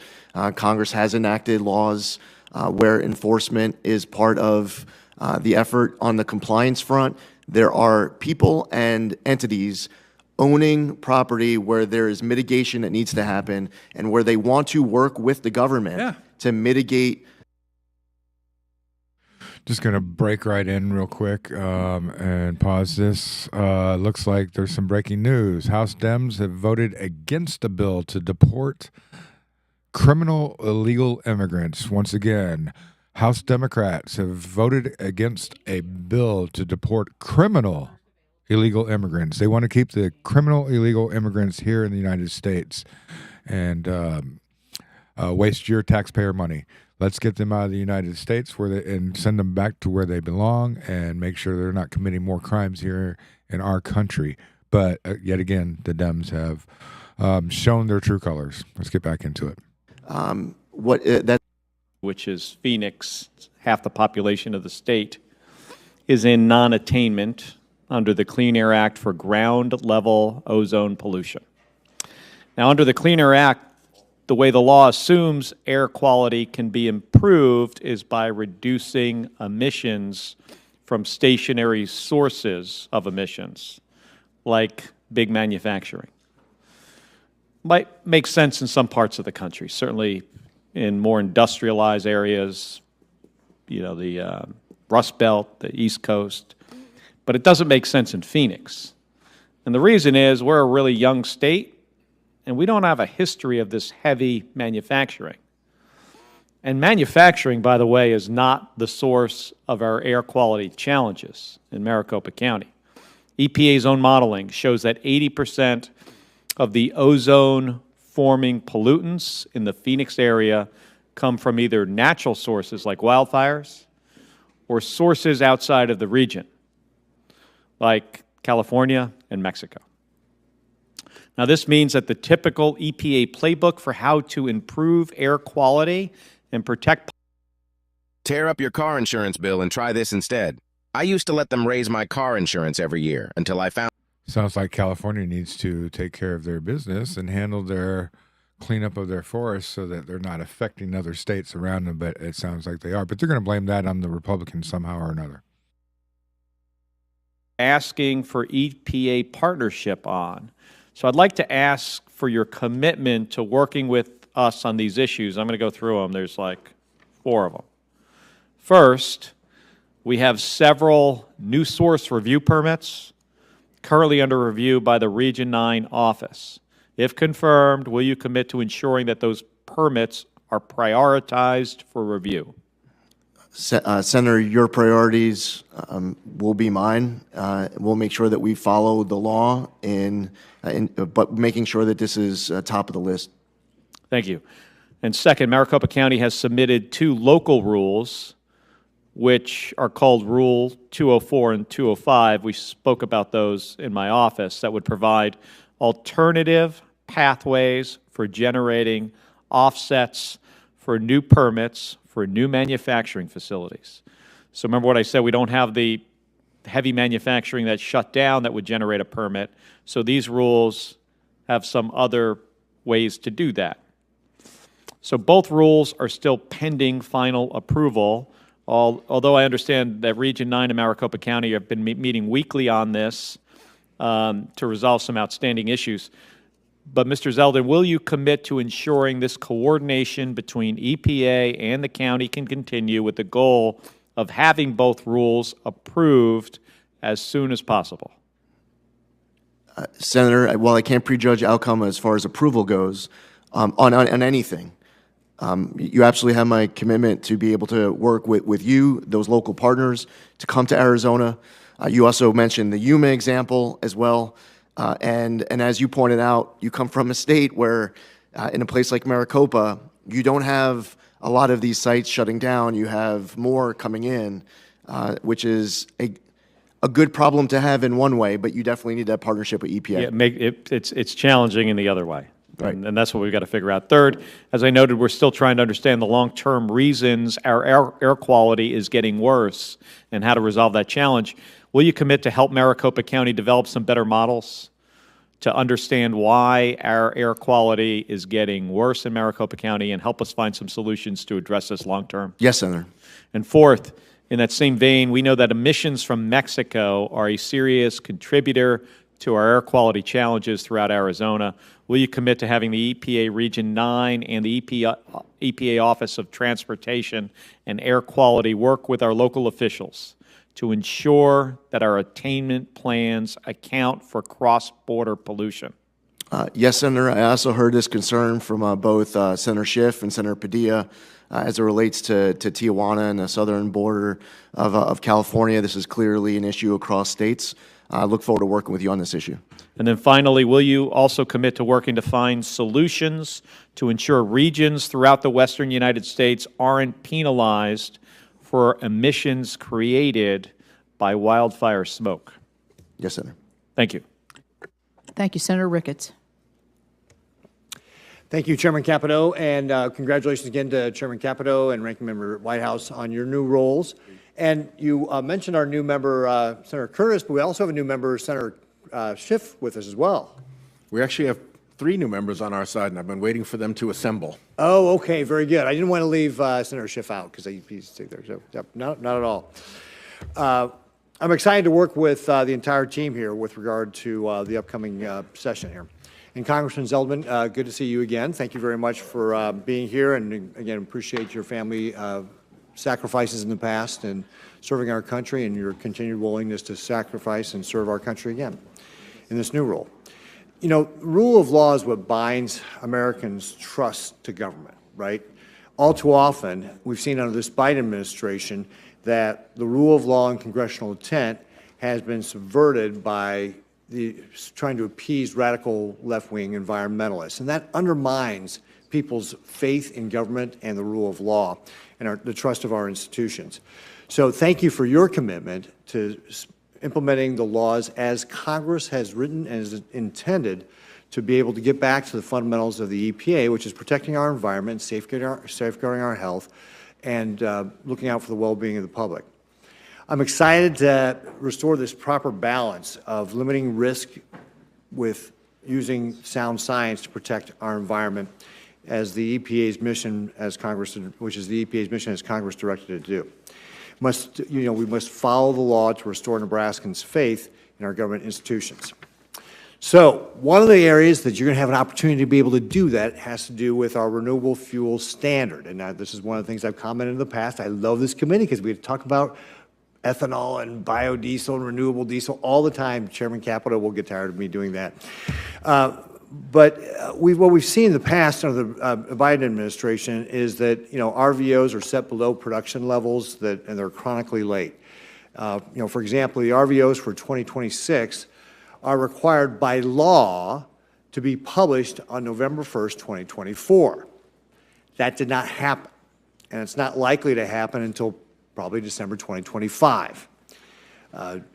The 2023 and 2024 RVOs will lag behind industry production by 3 to 4 billion gallons. That's the actual capacity of the industry today. Congressman Zeldin, do you commit to give producers and the industry certainty in the marketplace deserves? And again, this is what businesses want. They want certainty. They want to know what the rules are so they can plan for it. Will you give them the certainty by following the law as it relates to the timely and appropriate RVO rulemakings? Yes, Senator. Great. Thank you very much. Another pressing biofuel issue for Nebraskans is year-round E15. I want to thank Senator Fisher and your former colleague, Congressman Smith, for their leadership on the issue. And I'm happy to lend my enthusiastic support to this cause. The solution is over a decade in the making, and we were very, very close in the last Congress to actually getting E15 year-round, and I hope we do build on that momentum here in 2025. Congressman Zeldin, although the issue will not be solved entirely by the EPA, can we rely on your part to create a market of certainty for liquid fuel stakeholders and agricultural producers by doing all you can to ensure that Americans will have access to E15 all year round? Senator, while I can't prejudge outcome of processes to follow across the board, I know how important this issue is to you, and I know how important this is to President Trump. The president has expressed this time and again with regards to you. You've heard it from Senator Ernst. I've heard it from Senator Grassley, Senator Thune, Senator Fisher, and others, Senator Hawley. So I understand how much of a priority this is for you. As far as establishing certainty, hopefully this is something that Congress is able to resolve to the extent that you're relying on the EPA to establish that certainty. I look forward to being able to do my part, and I want to continue to work with you to achieve the outcomes that we had discussed. Great, thanks. And one of the things that, and we'll get into it in the second round of the questioning as well, but I think it's really, really important that we get away from what the Biden administration was doing with regard to trying to tip the scales toward their solution. That's how I interpret their delay on renewable fuels. Like, we all want to reduce our impact on the environment. Renewable fuels are one of the ways we can do that. They wanted to push their solution with electric vehicles. And again, electric vehicles can be part of the solution on how we do that as well. But what we should be focusing on is how American innovation, and I appreciate the fact that you mentioned this in your opening, American innovation is how we solve our problems in this country. So allow Americans to innovate, to find ways to be able to reduce our impact on the environment. And I'll give you just one example. Last year, or maybe it was 2 years ago, I was seeing a demonstration by a hybrid vehicle that had, for a $600 kit, had been equipped to burn 85% ethanol. And it was getting 38 miles to the gallon while reducing the amount of emissions that would have normally been done with a gasoline engine. So that's the kind of innovation that can help us reduce our impact on the environment if we're allowed as Americans to actually innovate, and rather than have this big top-down government one-size-fit-all, like, we're going to push this solution on you, whether it works or not. So I see my time has expired, but I look forward to the second round of our questions. Thank you. Thank you. Senator Markey. Yep. Thank you, Madam Chair. Congressman Zeldin, in 2016, in a congressional debate, you said, quote, "There are many different ways that we can be better stewards of our environment. The key is to reduce our reliance on fossil fuels, to become more environmentally friendly, and to pursue clean and green energy." Do you still believe, Mr. Zeldin, that it's our job to reduce our reliance on fossil fuels? Ideally, Senator, to the extent that, first off, I support all of the above energy. No, I didn't ask you that. I said, do you believe it's imperative that we, using your words, reduce our reliance on fossil fuels? Do you still believe that? In considering all factors, in an ideal world, we would be able to pursue always the cleanest, greenest energy sources possible.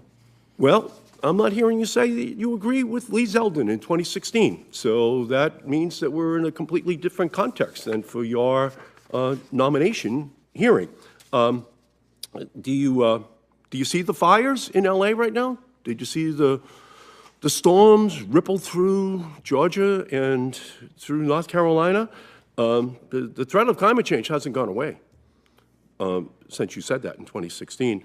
And I'm just worried now your change of tone is and politics. The threat of climate change doesn't change since you became senator. You apparently did believe at that time. Let me ask you the next question.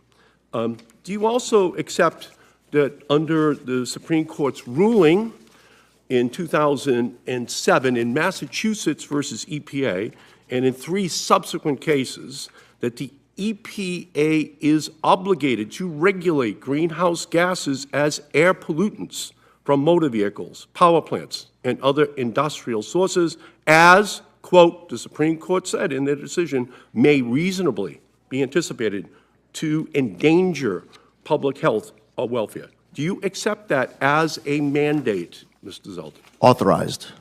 Yes, Senator. You do? Authorized. Feel yourself thrive. Sorry about the commercial. Here we go. Actually then accept the requirement that you have to deal with the endangerment that fossil fuels actually poses to LA or North Carolina or Florida or the Gulf Coast almost on a yearly basis. You don't accept that. Senator, I just want to be accurate. And in citing Massachusetts versus EPA, the decision does not require the EPA. It says authorizes the you're EPA. obligated. You're obligated to regulate. If you find there's an endangerment, you're obligated. Do you feel that it's an obligation? Yeah, but it doesn't say that you are obligated to, and that's it. There are steps that the EPA would have to take in order for an obligation to be created. I'm just going off the actual text. Right. Of Well, the Supreme again, Court legislation. Do you think we're in danger in LA? Do you think the people in North Carolina and the Gulf Coast were in danger? Are they in danger? Absolutely. For people who are having their Right. homes burned down. Then you have an obligation to deal with that and to do something. Senator, I'm not hearing your job at you see your job at the EPA as doing something about it. You know, we're watching firefighters run towards the flames in Los Angeles, and the EPA is responsible to keep the fiery embers of climate change under control. Power plants, cars, industry. Are you going to fight those dangers, Mr. The fires weren't started by those. The fires were started by fireworks or are you going to fan the flames? Other elements, and then they were destruction spread through by the the wind. demand So, of the fossil fuel come industry, on, which man. you now can't refuse take every tragedy. to The North actually Carolina hold and Georgia, those were responsible for hurricanes the that rapidly had flooding, warming country that and we're your living in. government agencies did Senator, nothing to. There's a few things there to help those people. First off, when they were as in far need. as the So I don't wanna Supreme hear Court case goes, your crap about your it is not climate change. It was not a decision of the Supreme Court that if there was a fire in 2025 in California, that if that fire creates a danger to people who are having their homes burned down, that the EPA is then that triggers the EPA to regulate carbon dioxide. There's just more to that. I'm just trying to be accurate. It's pretty simple. It says the EPA is supposed to be the environmental watchdog and not a fossil fuel lapdog. That's what it says. But it doesn't actually say that. It doesn't say that at all. Don't say families that. be It able doesn't to say sleep that. at night, Come knowing on. their air is clean and the water is safe, and their future is read protected. the wording and it of just the should law. not leave people up at night wondering if they are. See, this is going how to the have Democrats run. Once they danger get that comes authority, into they their- want to just into their blindly family's run with existence it without because of polluters. following That's the job. steps and the And rules that are in between place 2016 to do and their today, something job. has happened They want to that ignore you're not those willing to steps, just and come they right just out want and say to that fossil overall fuels is the central rule culprit of that has climate been change. Everything ultimately falls created under by human beings that the the umbrella EPA's of job climate change, and has that's as not how responsibility this to works. reduce. It's just And not how it you works. refuse to But that's how actually they work. take that central responsibility. Thank you, Madam Chair. Senator Bozeman. Thank you, Madam Chair. And again, congratulations to I'm you sure and we're going Senator to get that cleaned Whitehouse. up real quick. You all are going to be a great team as usual, and a great example, I think, for the rest of Congress. Look forward to working with you. We appreciate you being here, appreciate your willingness to serve. We had a great meeting, and I want to compliment you on the fact that you have made yourself available. I know you've worked on that really hard. Senator Curtis, in response to a question of his, you talked about the frustration of writing letters and, you're at a hearing and nobody's responded and making calls. You've got maybe a situation like Dan talked about or whatever senator on both sides of the aisle, and you just can't get through to anybody to really, Can you talk about, as a former member how important that is to you to make sure that you're going to continue to be available, and answer the phone, and be such that we can get the information that we need to go forward. Senator, I want every member of this committee to have the ability to contact me, to be able to share directly your concerns and your ideas. I want to be responsive to all of the members of this committee. I want my team to be able to work closely with your offices. I want to know what all of your priorities are at any given time. And I want to make sure that I am accountable and transparent to this committee. I spent 8 years in the House of Representatives. I've had an opportunity to see people come before committees, and they were very responsive, and I've seen the opposite. And it is important More often than not. You know, especially with your great chair, and she has a great team to make sure that the EPW committee on both sides of the aisle, with Senator Whitehouse and Senator Whitehouse's team, I want to make sure that there is a very strong relationship between this committee and the EPA. Very good. I have the privilege of serving my colleagues as chairman of the Ag Committee, which is the direct oversight of EPA's Office of Pesticide Programs. I understand you and Agriculture Secretary nominee Brooke Rollins have a good working relationship. As issues affecting agriculture arise, I found farmers and ranchers are best served when the EPA and the Department of Agriculture are working together. Can you tell us about how you envision EPA and USDA working together to create a predictable, science-based, and efficient regulatory system to ensure the timely availability of products and tools farmers and ranchers depend on to produce the safest, most abundant, and most affordable food supply in the world? I agree with everything that you just said, Senator. That must be our goal.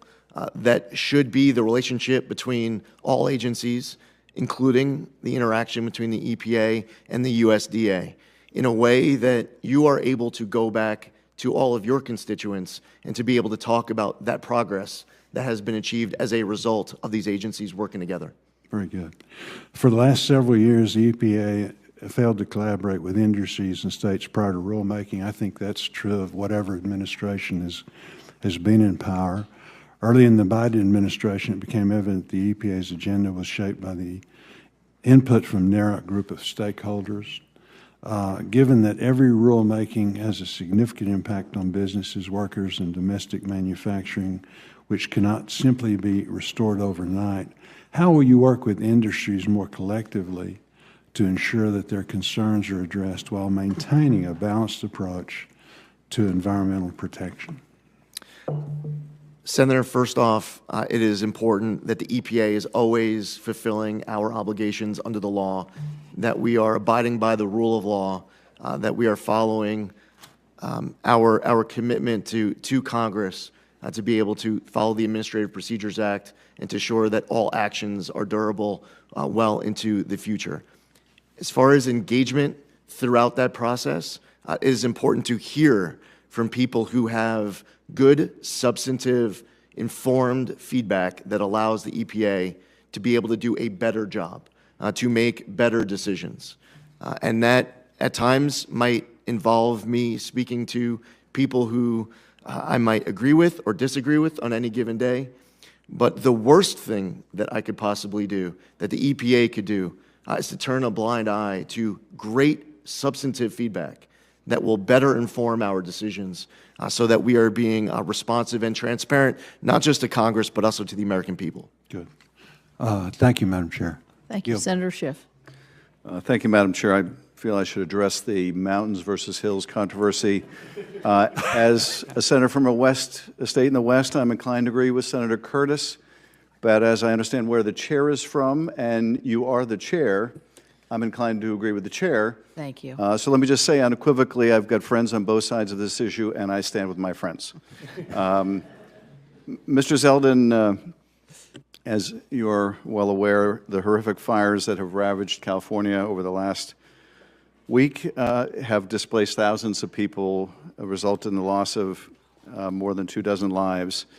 As these fires continue to destroy Californians' homes, livelihoods, and so much more, it's more important than ever that California has the full support of the federal government to recover and respond. Fueled by severe drought conditions and strong Santa Ana winds, unimaginable events like these fires devastate communities and worsen Californians' water scarcity. Pretty weak. When you were a state senator in New York, you were a member of the State Senate Bipartisan Task Force on Hurricane Sandy recovery.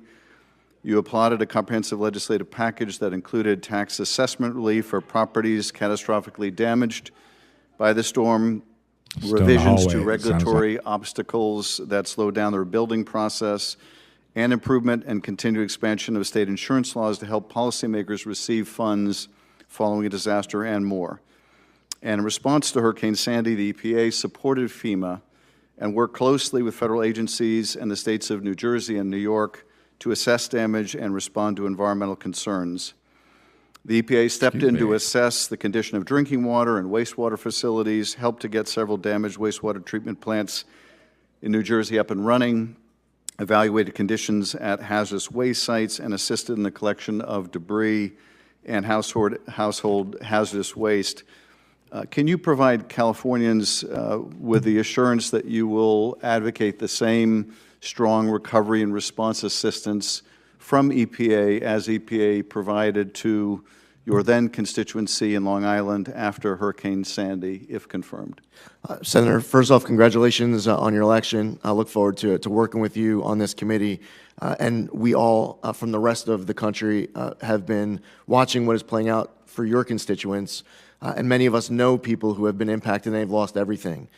It's hard to it's impossible for us to put ourselves in the shoes of your constituents right now. I, if confirmed, would want to not only know everything in my power to be able to do as EPA administrator to assist you in fighting for your constituents who have been devastated by these wildfires, but I would want to, in fact, do everything in my power to be able to assist, to make sure that this recovery is as speedy as possible. I would like to come to California to speak to those. Could we use your house to trial our 24-hour bathroom upgrade system? We're looking for home constituents who have lost everything. Thank you, Mr. Zeldin. We will welcome you to the state and look forward to your visit.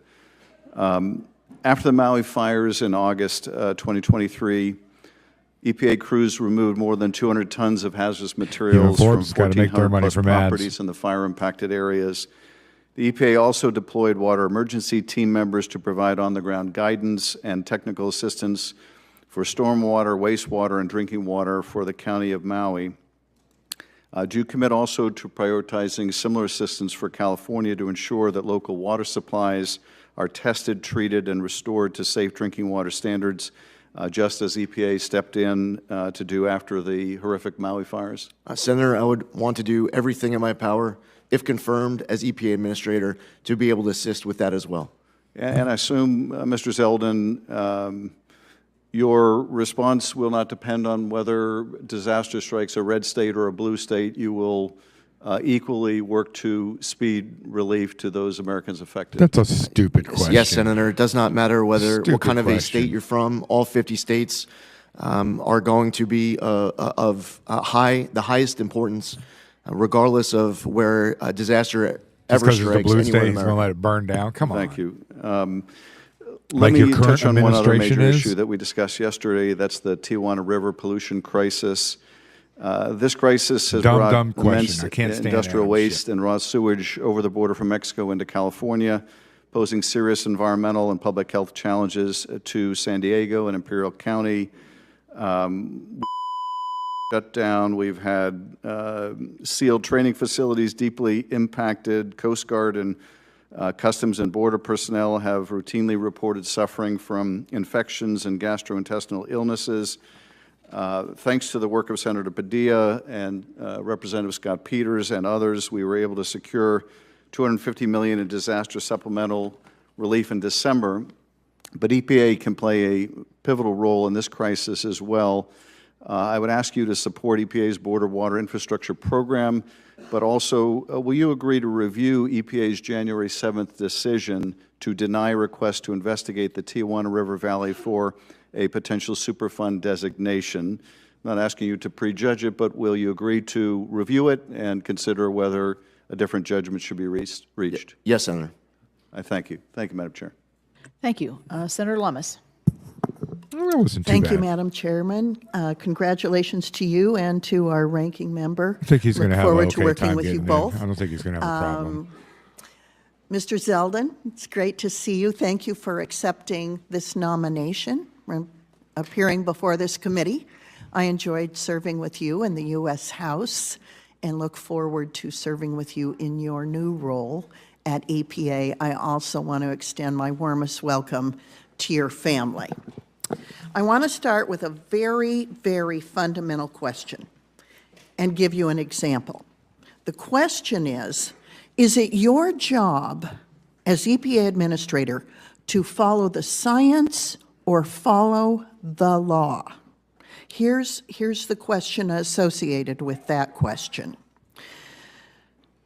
Clean Power Plan 2.0 has rules associated with it that run afoul of the Supreme Court's ruling in West Virginia versus EPA. So as administrator, will you follow the law, both in statute and as interpreted by the Supreme Court? Senator, on every situation, if confirmed as EPA administrator, my first obligation will always be to follow my obligations under the law. With regard to goals and clean air, is I the apologize goal for continuing to yawn. to have clean air, I'll try to, or is the be more aware of goal that. to eliminate specific fuels? The goal, the reason why a regulation might be in place is the end state of wanting to have the cleanest, safest, healthiest air, drinking water. That is the goal, the end state of all the conversations that we might have, any regulations that might get passed, any laws that might get passed by Congress. What brings us all together should be the ultimate goal of having clean air and clean water. That is my goal as well, and I look forward to working with you to accomplish that goal. I spent 4 days in October in Silicon Valley, mostly meeting with firms that are developing artificial intelligence. If the U.S. is to be the leader in developing AI, we need abundant energy, and it has to be baseload energy.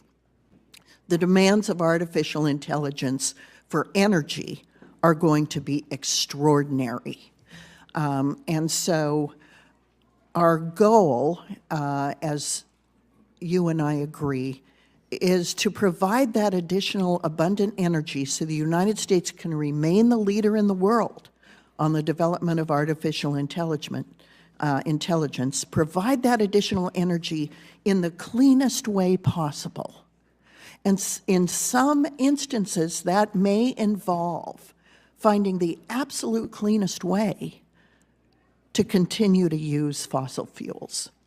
I want to point out to you, if you look at how clean natural gas is in the United States compared to other countries and compared to other sources of energy, you'll be stunned at how clean it is. Yet, sometimes this panel and others tend to lump all fossil fuels together and assume that they cannot be provided as part of the energy baseload in this country in a clean way. I'd like to invite you to Wyoming so we can show you that there are ways that fossil fuel can be used and that carbon capture and sequestration can be used to help include all types of fuels in developing the energy this country needs in order to be artificial intelligence leader of the world. Now, I have another question with regard to small refineries. Thank you for indulging that editorial comment. Are you aware that there are more than 100 petitions for hardship relief that remain to be decided by EPA, some dating back more than 5 years, with regard to small refineries? And if confirmed, can we work together to outline an expedient timeline for reaching decisions? Yes, Senator. Thank you. I want to include a couple of other questions that I think are of significance with regard to PFAS. And I'm running between two hearings, so excuse me if I'm being repetitive. Do you plan to ensure that EPA's policies are effective while protecting passive receivers from lawsuits and consumers with unreasonably high utility bills? And let me explain here.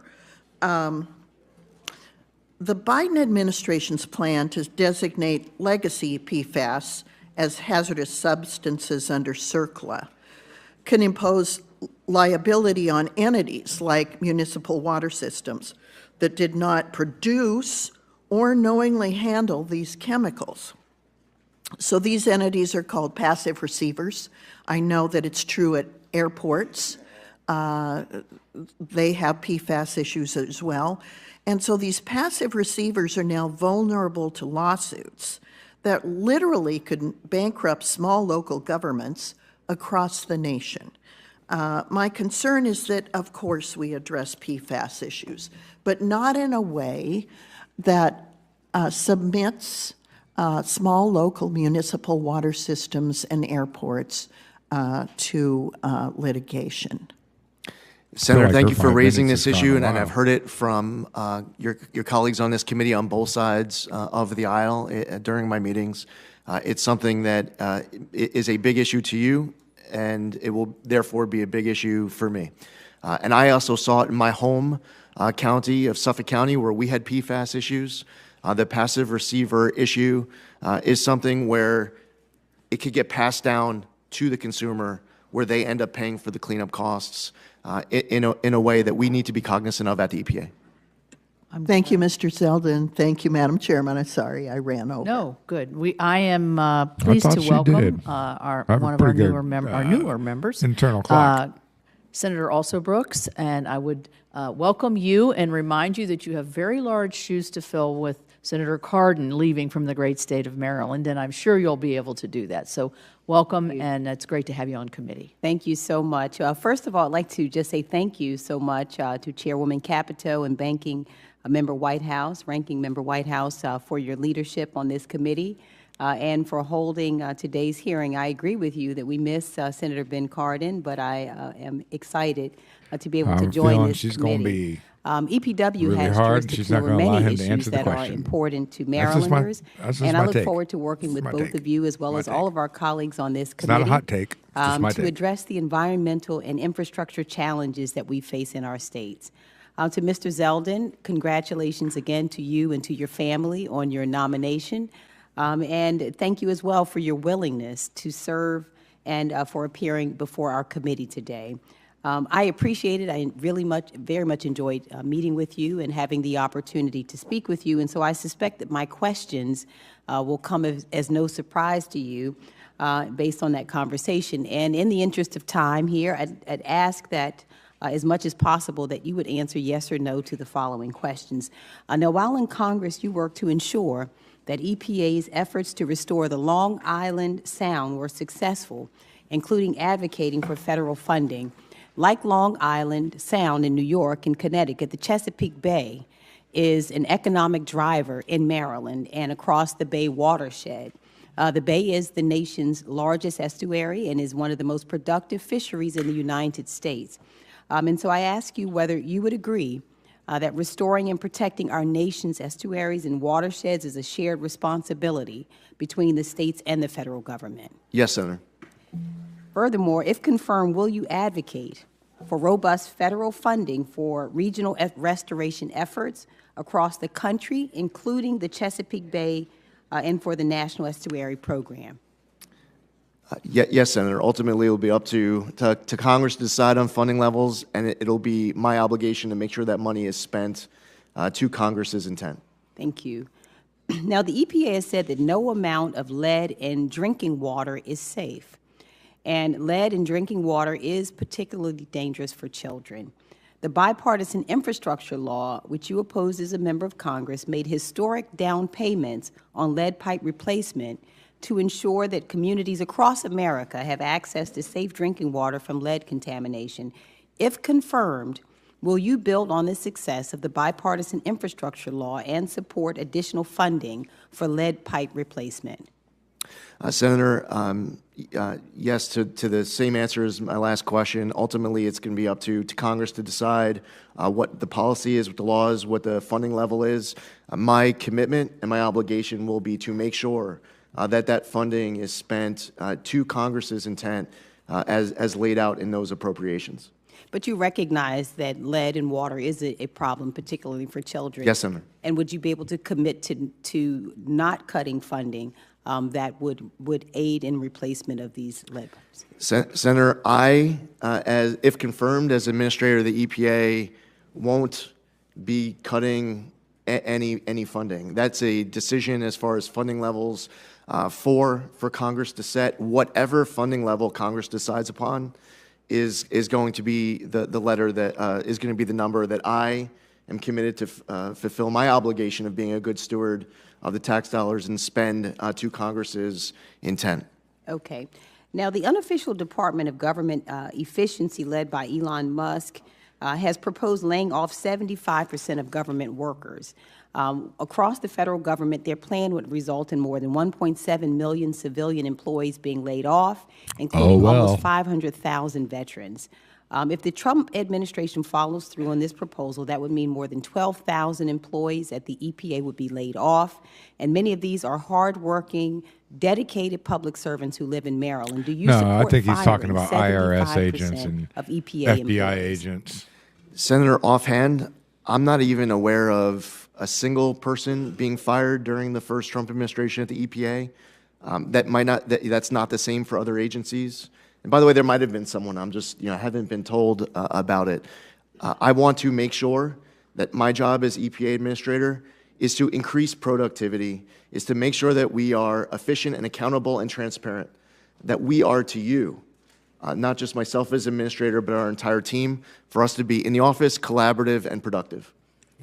All right. In a similar vein, I'd ask you about another issue, and that is moving EPA headquarters outside of Washington, D.C., and wonder whether or not you agree with that effort and the effort of moving them out of Washington, D.C., or whether you would oppose it. Senator, no one has expressed to me in any setting since I was announced as nominee or before that of any plans with regards to moving the EPA headquarters out of D.C. I have not been involved left-leaning narrative in any there? conversation. I'm not aware of any conversation. That's the time I have. Thank you so much.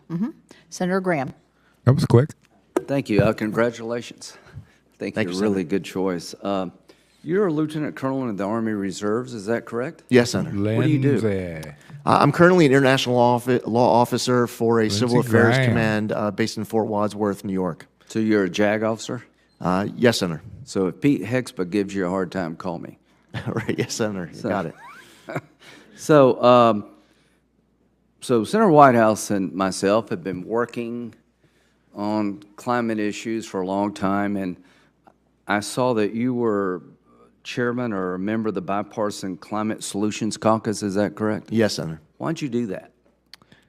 I represented a district where I was hearing from constituents on both sides of the aisle of how important it is that I was doing everything to fulfill their priorities, their policy pursuits. It matters they to your wanted me to join it. constituents. Your constituents concerned about the environment. Very much so, Senator. Okay, well, and I think they're right to be. In terms of fires, and God bless the people of California. We want to help them as much as we can, quick as we can. Helena came through South Carolina, North Carolina is just very tough. Let's help people.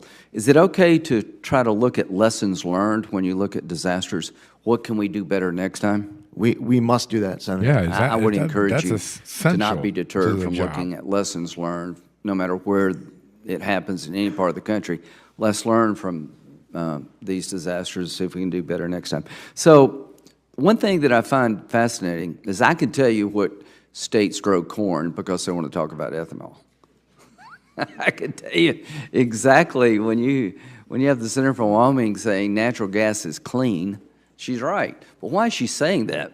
Because the truth is America has become environmentally sensitive. You know, we want to lower emissions, but we don't want to wreck our Step economy. away for a little bit. And it doesn't matter what we do if other people don't play the same game. So the good news for me to this committee is that energy-producing states, when that energy source seems to have a positive environmental impact, they're proud of it. Nuclear power, do you think nuclear power should be part of the mix? Yes, Senator. Yeah, me too. I think small modular reactors need to be looked at again. We had disasters building big nuclear power plants, but they're non-emitting sources of fuel. Like every other fuel source, they have their problems and downside, but I'm glad, I think my state has the most power from the nuclear industry per capita than any state in the nation, and I'm a big fan of trying to expand our nuclear power footprint. Look forward to working with you. Now, no matter what we do here, I think a lot of us feel like we've gone too far. EPA's ignored the law. They kind of have a political agenda rather than a congressional agenda, or they violate Supreme Court holdings. We'll have that debate among ourselves.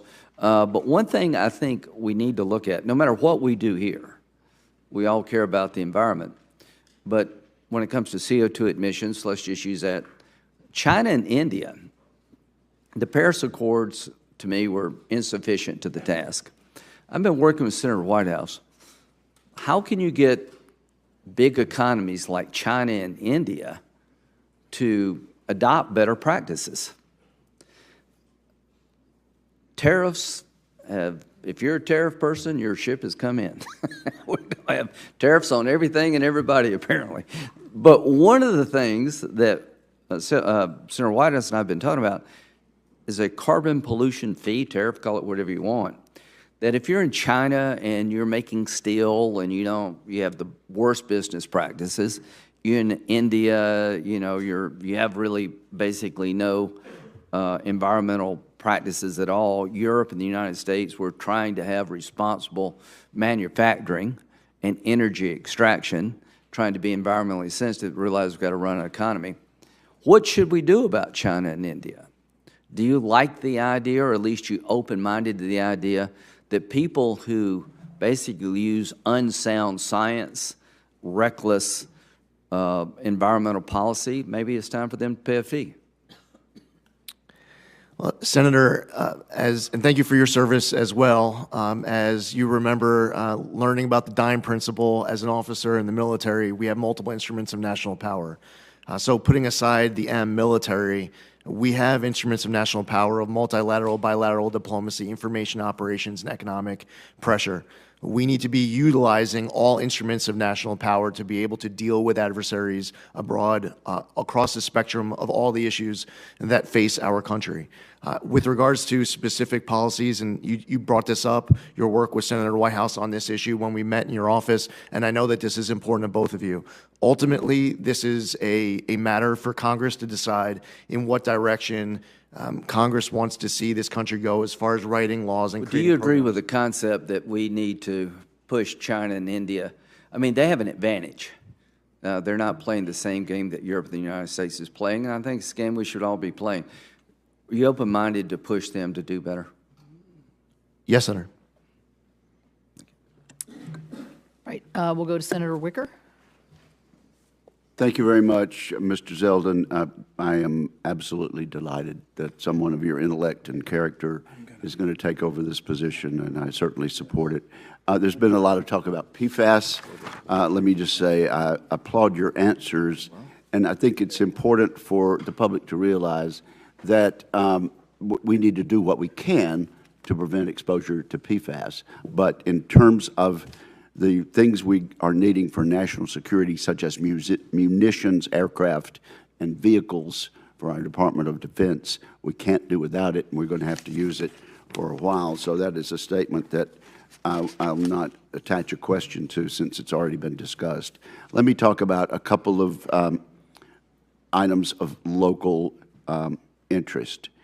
DeSoto County is the county in Mississippi that's the suburban county to Memphis, Tennessee. Some years ago, Memphis and DeSoto County went in together, got federal funding for a wastewater disposal system. As DeSoto County has now exploded in population and is now 200,000 people, the people of the city of Memphis decided that we were taking too much capacity and that DeSoto County should go it on its own, and went to a federal court, and perhaps a Tennessee judge saw it the way that Memphis was looking at it anyway, ruled that DeSoto County's got to get their own wastewater system and do it in a hurry. Happy to do this, but the federal government having told us that we have to do it, we're going to need some help.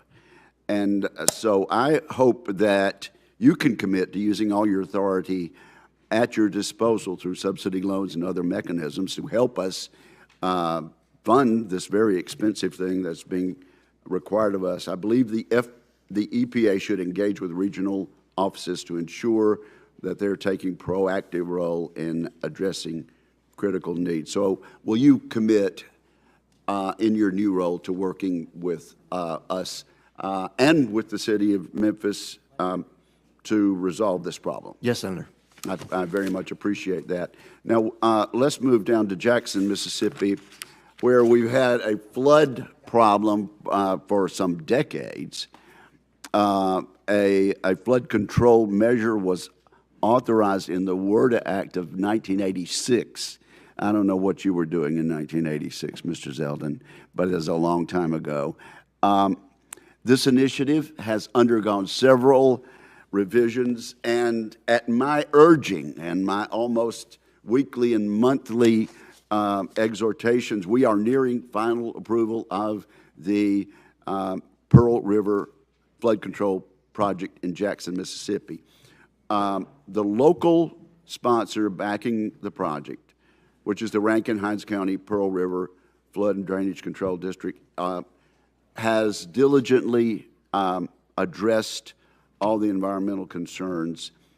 I hope we get approved in this calendar year, but I don't want decisions made in some room where our guys are not there to at least put their point of view in. So would you agree that local sponsors should be involved in discussions, scheduled meetings, and activities related to finding solutions as we go forward in the final stages?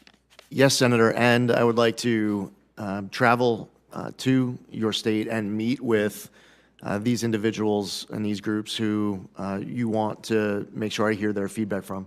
Good. Well, I can assure you it's bipartisan and just about as broadly based as possible. Now, let me just mention something, and I don't know that that you can make any promises to me because this is before the Supreme Court, but I just want to say on the record, there is a good neighbor rule that's come out of the Biden administration, and it has somehow concluded that my state of Mississippi, under a population of under 3 million, is somehow to be penalized for downwind ozone pollution from Mississippi to Dallas, Fort Worth, and Houston. Now, those of us who've seen weather maps, we know kind of the way weather travels. It doesn't travel from east of the Mississippi back to Houston and Dallas, but somehow they have determined that our largely rural state of Mississippi should be penalized for ozone pollution in Dallas and Houston. The Supreme Court's looking at it. I don't think you can comment on it. I hope we can rescind the rule entirely, but I just want you to be aware of how utterly absurd the federal government has been with regard to this good neighbor rule. Understood, Senator. Thank you very much, and thank you, Madam Chair. Certainly. Senator Padilla. Thank you, Madam Chair. I think you need your microphone, sir. Thank you, Madam Chair, and want to, first of all, congratulate you on the nomination, congratulate your family that's here to support you, and acknowledge what I understand is a very positive exchange you had with my colleague from California, Senator Schiff, in regards to the current wildfires and EPA's role, partnership, response, and our ongoing need to maintain that. So I, too, look forward to welcoming you out to visit the impacted areas. So that allows me to actually raise some other issues of priority and concern for California. I appreciate your comment when we had a chance to meet in my office about your respect for the rule of law. I think that should be important for all of us, right? And the directives that you respect that Congress has given to the EPA is in that category. In the Clean Air Act, Congress has specifically exempted California from federal preemption of air emissions standards. The law is quite clear that EPA must grant waivers of federal preemption absent certain disqualifying conditions, and very clearly does not provide any authority to revoke any waivers that have already been granted. So that's current law. Now, you said you follow the laws that Congress has enacted, so we therefore commit to following the law when it comes to California's Clean Air Act waivers that have been granted. Senator, I can commit to every member of this dais on any question and every issue that gets brought forward that I will always follow my obligations under the law. And while there are processes in the future on different topics where I can commit to following the Administrative Procedures Act, I will tell you that I will not prejudge any outcomes of any future processes, again, on any issue that any member could bring up here. But Senator, I would reiterate to you today that it is my obligation as EPA Administrator, if confirmed, to follow the law. Thank you.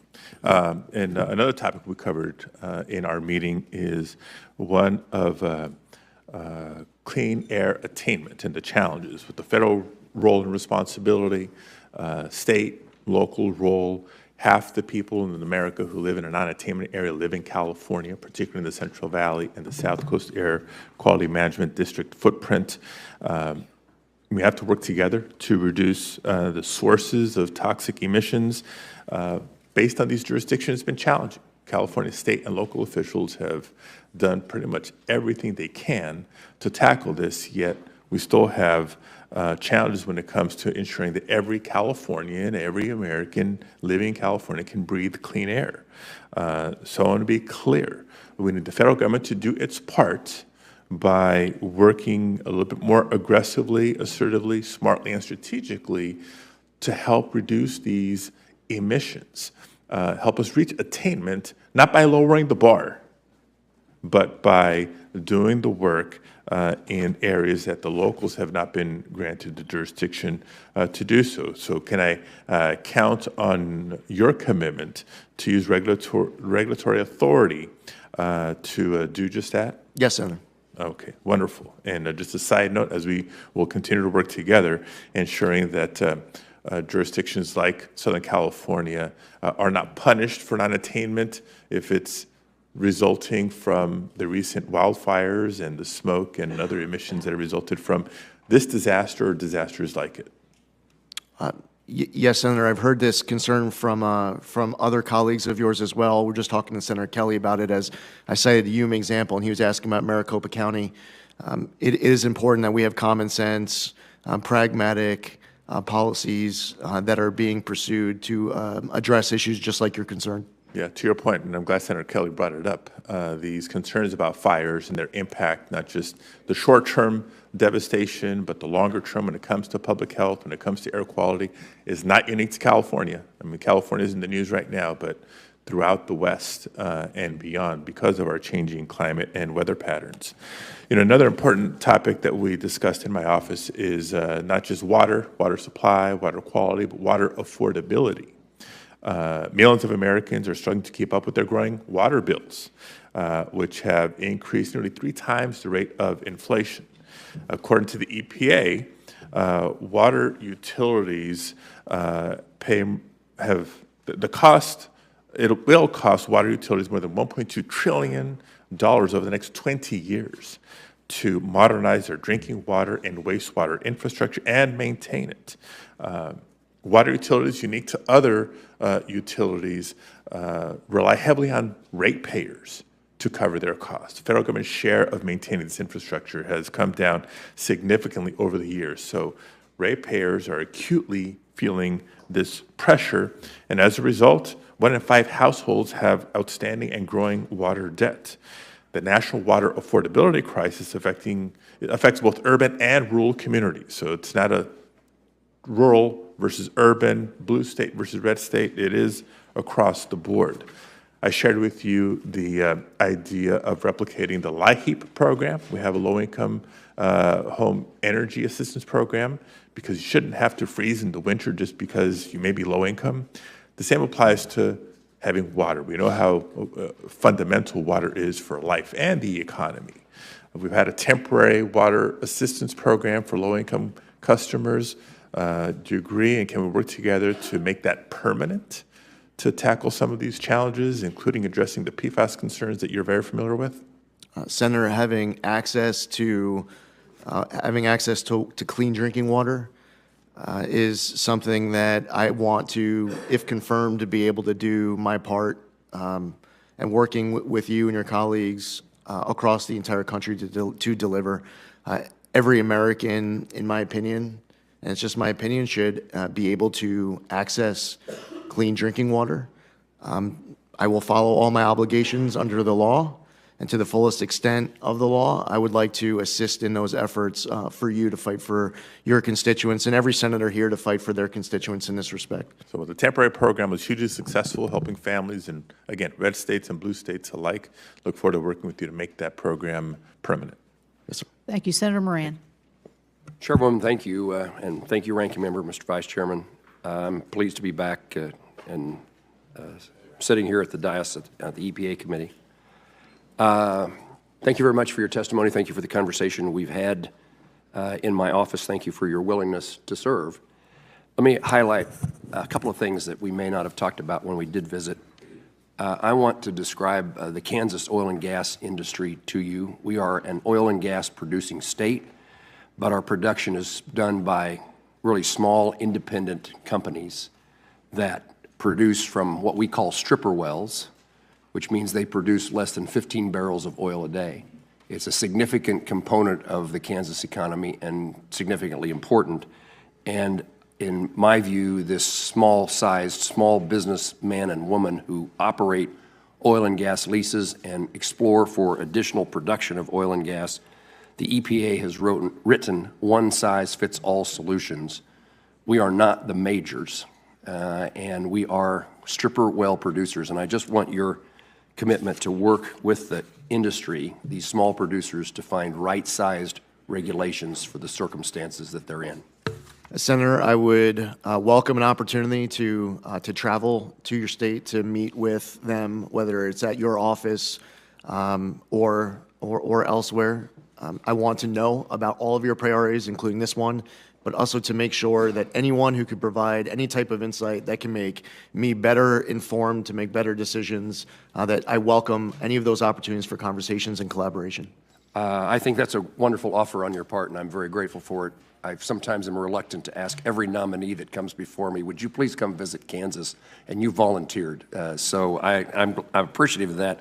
And I would tell you, I can't imagine the excitement, the opportunity that people in that industry would see to have the capability of talking to somebody with you, like you directly in a state like Kansas. So thank you, and we'll get on your schedule, although you have to say once confirmed. So I look forward to that. In a different vein of energy production. I've created, with my colleague Senator Bozeman and others, a Sustainable Aviation Fuel Caucus. Kansas and Wichita in particular is the air capital of the world. We produce many more general aviation aircraft than anybody. We manufacture with thousands of employees working in aviation and aerospace. And I want to bring together the opportunity to bring the agricultural aspects of Kansas together with the aviation aspects and pursue the development of SAF, Sustainable Aviation Fuel. I wanted to know, I guess the question would be, we need your help in pursuing opportunities to develop the technology and any regulations that would follow that. And I suppose if you're coming to Kansas, we ought to introduce you to the people who are in the process of developing a new industry as the airline industry shifts itself from fossil fuels to, let me say that differently, from the fuels it uses today to sustainable aviation fuel produced by agricultural byproducts. Senator, I look forward to that conversation as well. Okay. The state revolving funds, I don't know whether anybody's asked this question before, but it'd be a mistake for me. That clean water and drinking water state revolving funds are hugely important. I represent a lot of communities in which they are placed under significant requirements by the federal government, but they don't have the ratepayers. They don't have the number of users of water. It stands out to me, the small town in my home county, a town of about 80 people, have a regulation that they couldn't raise the rates on their water users sufficiently enough to pay for the regulations. And so the Clean Water and Drinking State Revolving Fund is hugely important to help small communities meet the needs. Many, if not all, want to meet those standards, want their consumer, their water purchaser, to have the cleanest, safest drinking water possible, and yet the rules are so unaffordable, they don't know where to turn. I'll work with you, and I just want to make sure that you would commit to continuing to support a robust funding. Yes, Senator. Ultimately, the funding level will be set by Congress. It will be my responsibility to ensure that I'm doing my part to fulfill congressional intent and being good steward of tax dollars so that I can report back to you on all sources of funding coming through the EPA. This specifically, I've heard from other colleagues of yours on this dais as a top priority of theirs, and therefore it will be a top priority of mine too. I thank you for that. I would also add that you should need to be a voice within the administration as the budget is prepared and OMB makes decisions in support for the fund as well. It's certainly true that presidential budgets are not irrelevant, and it's useful if we start with a robust number that is beneficial to the country. Last question I'll ask is, I'm interested in what our country is doing. I'm involved in the national security aspects of my time in the Senate involves those things. Is there any role for EPA to play in the critical minerals world? Yes, Senator. President Trump has expressed a desire of having an energy council. He wants there to be collaboration between different agencies of different levels of jurisdiction. That involves everything from permitting reform, which is one topic actually that I heard Senator Whitehouse reference earlier in his opening remarks. I believe that it is important for agencies to be working together, regardless of whether we are the lead agency or we have a different role to play of following another agency. But I look forward to any collaboration working with other agencies to do EPA's part. Congressman Zeldin, thank you for taking my questions and responding. Thanks, Senator. Thank you. Last but not least is someone who also has some big shoes to fill, as the former chairman of this committee was from the great state of Delaware. But I know that Senator Blunt Rochester is well up to the task, and we welcome her to the committee and welcome you to the questioning. Thank you. Thank you, Madam Chairwoman, and thank you so much to you and the ranking member for the warm welcome. I'm excited to be on this committee. Senator Carper and I wear different types of shoes. I wear pumps. Let me begin by expressing my gratitude, though, to the former chairman of this committee, my friend and mentor, Senator Tom Carper, for his years of faithful service, not only to this committee, but also to our nation and to saving our planet. I'm proud to be able to be a member of this esteemed committee. And Mr. Wix gives you the power of AI to build the website you need. With full business functionality and a design tailored just for you. Customize every element of your website and watch your vision come to life in minutes. Control everything from the biggest tasks to the finest details. Personalized, optimized, ready to go live. I've, in my time in the House, prioritized clean air, clean drinking water, affordability of those things as well. And for us, it's crucial that we have the best candidate for the EPA administrator. So in our conversation, I was really pleased also that you earnestly acknowledged that climate change is real and that you are committed. You actually affirmatively, before I even got the question out, said you committed to following the science and letting that dictate the policies of the EPA. And as I said in my home state, we feel the impact of climate every single day. And as a former member of the House, I know we talked about the similarities in our district, low-lying, vulnerable to sea level rise, and it's critical to our coastal communities. How will you direct the EPA to help these communities like ours survive the rising sea levels and extreme weather brought on by the climate crisis? Senator, this is a topic that involves multiple agencies working together. So EPA being able to do its part is incredibly important. EPA might not have the funding that the Army Corps of Engineers is bringing to a particular project as may be authorized by Congress. The Department of Interior might be working on a particular aspect of this under its jurisdiction. The collaboration between agencies is critical. The collaboration between agencies and Congress is going to be important as well. I think it also helps for I, as if confirmed as EPA administrator, to be traveling to a state like yours to see issues firsthand on the ground, especially when they emerge on, at times, little notice, sometimes with far more notice, to be able to hear from people who have been working on these issues a long time, to be able to hear that feedback, to allow that feedback to inform my decision-making and to bring that feedback with me to Washington, D.C. when I return from those trips, which I look forward to, if invited, coming to visit your state with you. Thank you so much. I have a couple of yes or no questions because I know time is limited. You stated that EPA's mission is to protect the health of the public and the environment. Is this still your position? Yes or no? Yes. Will you ensure EPA prioritizes policies that promote access to clean water? Yes or no? Clean what, Senator? Clean water. Yes, Senator. Yeah. And as you know, many rural communities have old water infrastructure and rely on well water, particularly in Delaware, which creates significant water quality issues. How will you, your EPA, help these communities access effective solutions such as upgrades to stormwater infrastructure, watershed restoration, or water infiltration?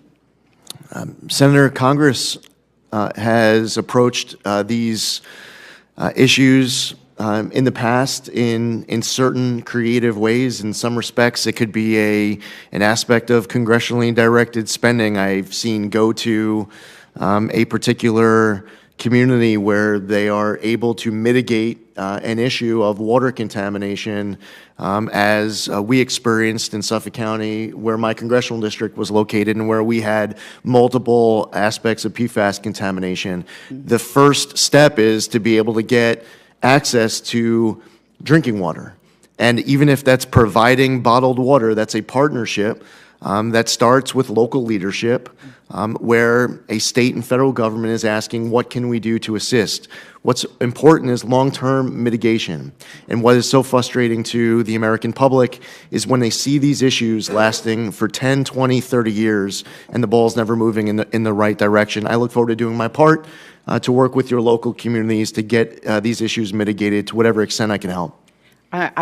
You actually brought up for me something that was personal. We have communities that did not have access to clean drinking water in our state. And so it was important for us to work on that revolving state water fund, getting that water to those communities, but also the water affordability. And Senator Padilla mentioned the work on the LIHEAP for low-income for water programs. I led that charge in the House side and would love to continue working, again, to make this a permanent program for those families.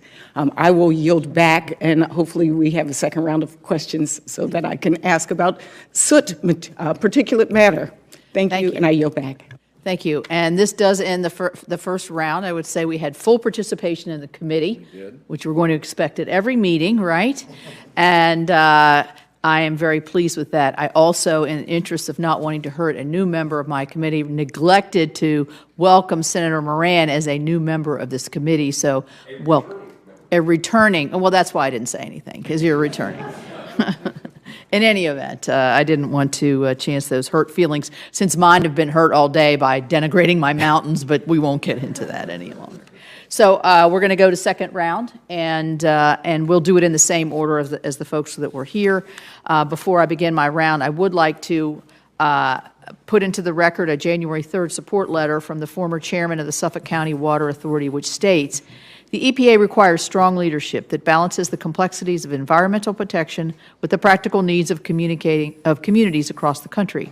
Mr. Zeldin's track record on Long Island exemplifies his ability to lead with compassion, decisiveness, and a clear focus on results. He has already shown his dedication to the values that the EPA upholds, and I'm confident will continue to champion these priorities on a national scale. And I ask unanimous consent, which I'll grant myself, to enter this into the record. I would say there are always no better advocates than our local advocates who actually work with us all the time, and obviously you have a very strong constituency there. I'm going to ask quickly just a couple questions. Class 6 wells, which are used to inject carbon dioxide into deep rock formations, advancing carbon capture and storage technologies, obviously very important to my state. We provided EPA funding through the IIJA to have the EPA grant state primacy for Class 6 wells, since they constitute a different aspect of permitting. And to date, only 3 of these states have been granted Class 6. New year, new deals. Only with Pep Boys, buy 3, get the 4th tire free on select Cooper, Kumho, and American Tourer tire sets. Visit your local Pep Boys today and don't miss your chance to save big. On November the 25th. This is going to be very important to us, as we had testimony last year that the North Dakota, who has primacy, was able to permit, I think, 7 wells in a short period of time, whereas the EPA, as they were trying to permit under their federal authority, it took them over many more years the time to permit just 3. So you can see how those who, again, who are closest to the situation have the ability to make good decisions. So will you prioritize the timely completion of West Virginia's Class 6 permitting process and work with me to ensure that the EPA is a resource rather than a barrier in this transition? Yes, Senator. Thank you. You mentioned permitting, and I was very pleased to hear Senator Whitehouse mention permitting reform. We've had lots of stops and starts over the last probably 2 to 3 years on this very issue, and it's holding up construction of critical energy, manufacturing, infrastructure, transportation, doesn't matter what kind of energy, renewable energy, pipelines, whatever. So we need to make it easier to build in America. I believe that's President Trump's vision as well, by modernizing and streamlining our environmental review and permitting processes. Congressman Zeldin, what opportunities do you see for EPA to be able to establish more efficient and predictable permitting processes, in addition to working with all of the other agencies that play a part in this vital these vital decisions. And Chairman Capito, that last part of your question is key for different agencies to be able to work with each other, collaborating with each other, and also for agencies to be able to collaborate with Congress on any opportunities that Congress sees to pursue permitting reform as well. As far as EPA jurisdiction goes, we see a role of the EPA, for example, as it relates to environmental impact statements. There are different issues where there will be opportunities for the EPA to follow its obligations under the law. There's a possibility that Congress might choose to make changes to the law on items that are under EPA jurisdiction. I would look forward to doing my part to make sure that the EPA is not holding up any opportunities to be able to pursue sound applications that otherwise would be and should be approved. Yeah, I think a lot of times in the public domain, permitting reform means to certain people skirting the rules or breezing through environmental reviews without really taking them seriously or actually having them science-based, as we've talked a lot about today. That's not what permitting reform means. Permitting reforms means make these environmental clean air, clean water rules and others and other agencies work together and work so that we are getting the right result of clean air, clean water, but we're able to move forward. And so I look forward to that. Here's another West Virginia issue very quickly, and it's the Muddy Creek Restoration Project. It's 19 miles of waterways that has acid mine drainage. And West Virginia went about in coordination with the past Trump administration, and it was initially championed by the Biden administration to deliver real results in cleaning up this area of our state. It was a true win-win. The Biden administration, for some reason, which we can't figure out, flip-flopped on this, and they just started putting more burdensome, costly, and a much, much slower cleanup process. So you're still having your acid mine drainage while we're getting hung up here. It threatens projects like Muddy Creek and discourages other communities from pursuing similar efforts to achieve real environmental remediation and benefits. Will you commit to me, working with me in the state, to try to reverse these counterproductive changes and cut the red tape and restore this for more cost-effective but also better environmental results? Yes, Chairman Capito, I know how much of a priority this is. You've been outspoken on this issue. It's my commitment to work with you as soon as, if confirmed, as soon as I'm in that position, I'd welcome that opportunity. Thank you. Senator Whitehouse.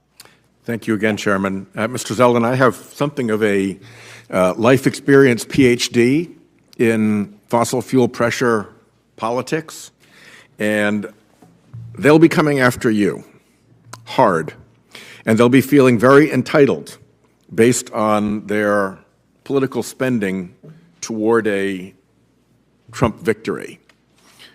I have two questions when you're faced with that. The first is that prominent voices in Trump world have been saying that it is important to traumatize EPA's workforce to drive them out. They've been saying that it's important to cut EPA's workforce by 2/3 or more, not just Washington, but the field, the entire organization. And they've been saying that it's important to destroy the professional civil service protections of EPA's workforce. How do you respond to those three threats? Senator Whitehouse, as I've stated earlier, my desire, if confirmed as EPA administrator, is to increase productivity of the EPA. I want to be able to help lead this agency in a way that all of you on both sides of the aisle can be proud of, for us to be accountable and transparent. I want maximum collaboration, not just with Congress, but internally within the EPA. I've been hugely impressed with the level of talent stepping up to serve at EPA, and that is the pressure that I am feeling at this moment, is to bring out the best of EPA to make sure that we are fulfilling our mission of protecting public health and the environment. You will not support executing on those three threats? My commitment to you is exactly as I had stated, Senator Whitehouse, and I am not coming into this position with any threat. My My position as I sit here is a promise, it is an obligation, and it is a commitment to do my part, to do the best job possible in leading the EPA to fulfill its mission in a way that follows its obligation under the law and is one that this committee can be proud of. The second question that I have is that while you've made a lot of good and sound statements here today, It looks like we're on round two. it's one thing to say things in this environment, and it's another thing to stand by those guns when the pressure comes at you. And if you look at your past, if you look at your influence and advocacy work with American First Policy Institute and America First Works, the big donors have been pharma, the massive corporate lobby, Goldman Sachs, a Morgan Stanley fund, and a billionaire fracking CEO. We don't know who the rest of the donors are because AFPI keeps much of their donor list secret, but we do know of those. Your fellow board members at America First Works include the billionaire CEO fracker, the former CEO of the Texas Public Policy Foundation, which I view as a very significant player in the fossil fuel-funded climate denial armada, the successor to that Texas Public Policy Foundation CEO, and a third individual called the Chief of Intelligence and Research at that same, in my view, climate denial front group. In your political work, you've taken nearly $300,000 from the oil and gas industry back to 2007. You've had large campaign support from Koch Incorporated, which gave a total of about $60,000 when you count up all the contributions to PACs and campaign funds. David Koch himself maxed out to you, and Koch PAC gave $20,000 to your Lee PAC. In the wake of being so surrounded with so much corporate and fossil fuel influence, I want to give you two opportunities. One is to answer to me now, how is it that you will be able to separate yourself from the influence of these people and these interests when they come demanding things that they think they've earned politically? How do you do it? And I'll Senator, also turn that into a QFR so that you can, with a little bit more basis for reflection, make a more complete answer. So with that, over to you for your response, sir. Senator, I don't need any extra time for reflection on that one. There is no person who has ever provided any level of support to me or anyone else who has any special influence with me. When I was in the Army, I wore around my dog tags the 7 Army values. The acronym is leadership: loyalty, duty, respect, selfless service, honor, integrity, and personal courage. It is important for me to have always been able to approach this position with a clear conscience to make decisions that I can live with for my entire life. There is no dollar, large or small, that can influence the decisions that I make, who has access to me, and how I am ruling in my obligations under the law. Senator, I'm happy to enthusiastically answer that question on any day on the spot, and I would never need any extra amount of time of reflection. Well, good luck standing up to these guys because they're going to come at you. Thank you. I understand that a 5-minute break would be in our best interest. Would you like to do that now, or you want to keep going? A little fiver. Yeah, I'll take 5, I guess. Thank you, Senator. A little 5-minute break. They didn't get Pete no 5-minute break. He went. We'll come back in 5 hours. minutes. He didn't until 2:30. And he started at 9:30. Unlike this hearing, it started at 10-ish, a little after 10. They didn't give Pete no break. Maybe because he agreed. Well, no, Pete even agreed to 2 rounds. So I don't know. Seems a little biased to me, but that's all right. It's our nominee.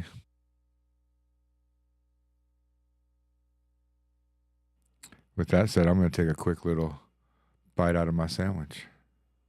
Excuse me.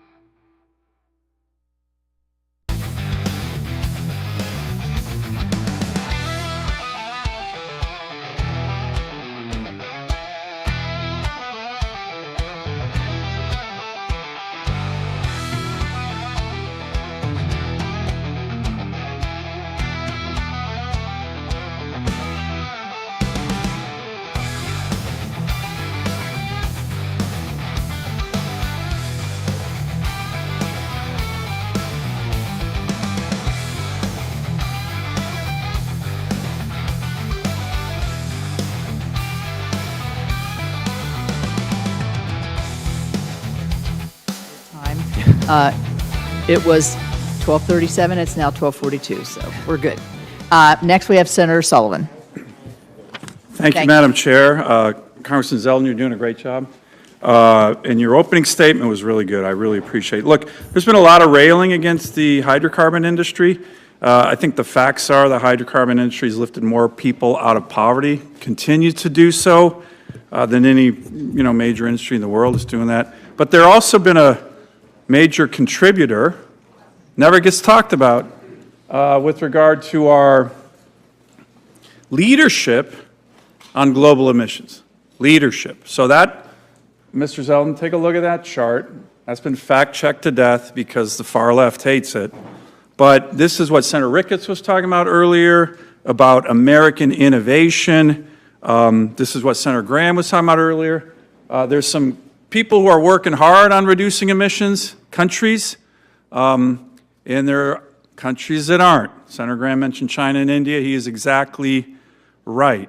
You never heard this from John Kerry, but the leader in the world in the last 20 years on reducing global emissions was the United States of America, okay? The bad guys, in terms of emission increases, look at China, through the roof.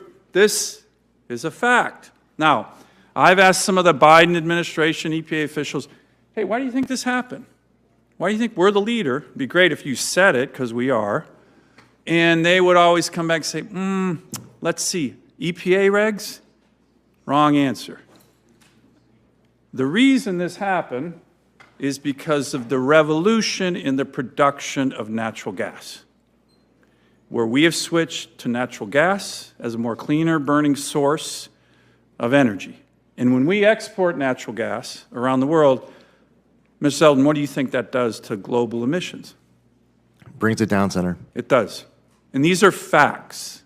So my colleagues, I wish my good friend Senator Whitehouse was here because, they don't like this chart because it goes against their narrative.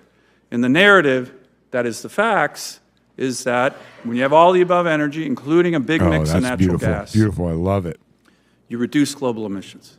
So can you commit, to Senator Ricketts' point, to work with us and private industry on innovation that can help power America, power our allies, produce American energy, and at the same time, lower emissions?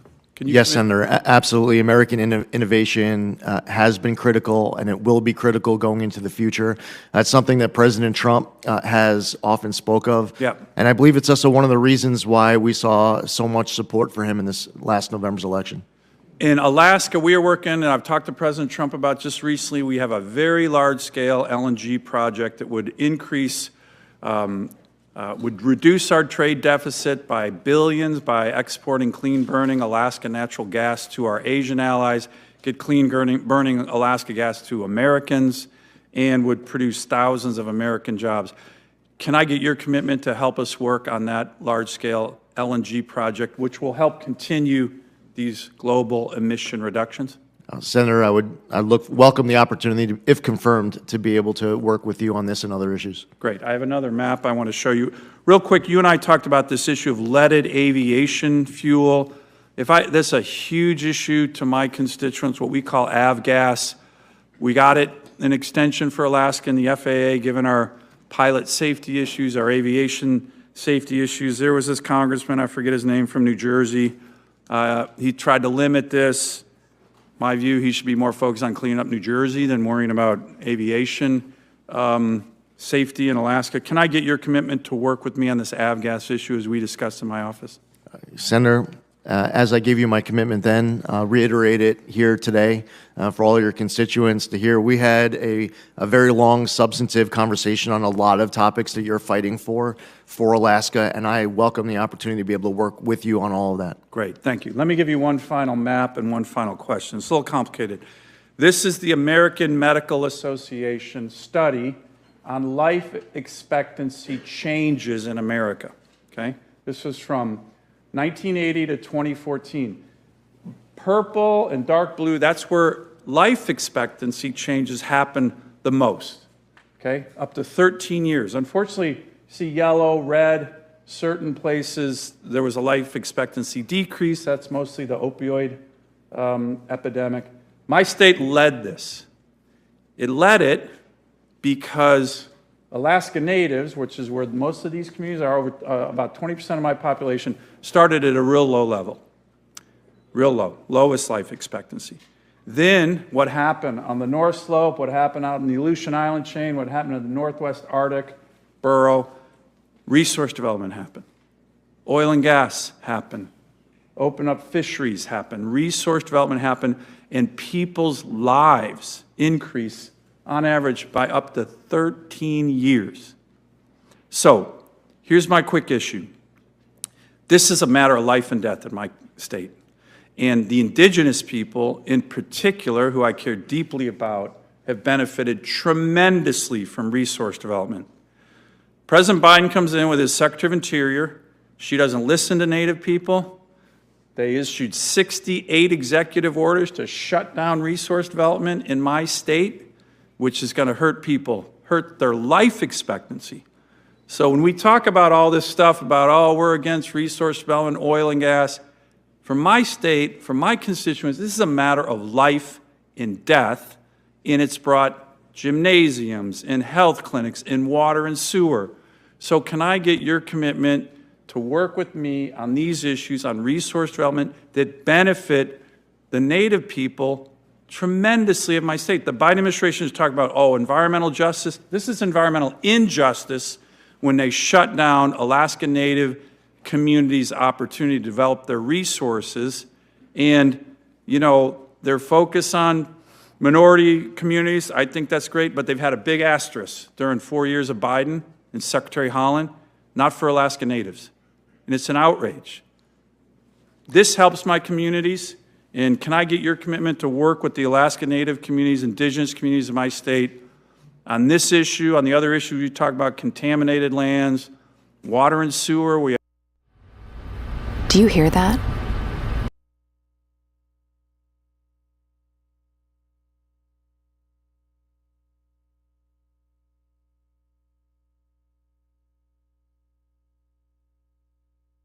To work with you on this. Thank you. Thank you, Madam Chair. Thank you. Senator Kelly. Thank you, Madam Chair. Mr. Zeldin, I want to discuss another issue with you that's affected the western United States significantly, especially Arizona on the Navajo Nation, and that's the issue of abandoned uranium mines. We have about 500 of them. The nation's been working to clean up these mines for decades now, but the bureaucratic process of the Superfund law has meant that very little progress has been made on this, and it contaminates water, and just the radiation itself causes cancer. One step which was taken during the last Trump administration was to establish a regional office called the Office of Mountains, Deserts, and Plains, which would focus on cutting through the bureaucracy and accelerating the cleanup of mines in the West.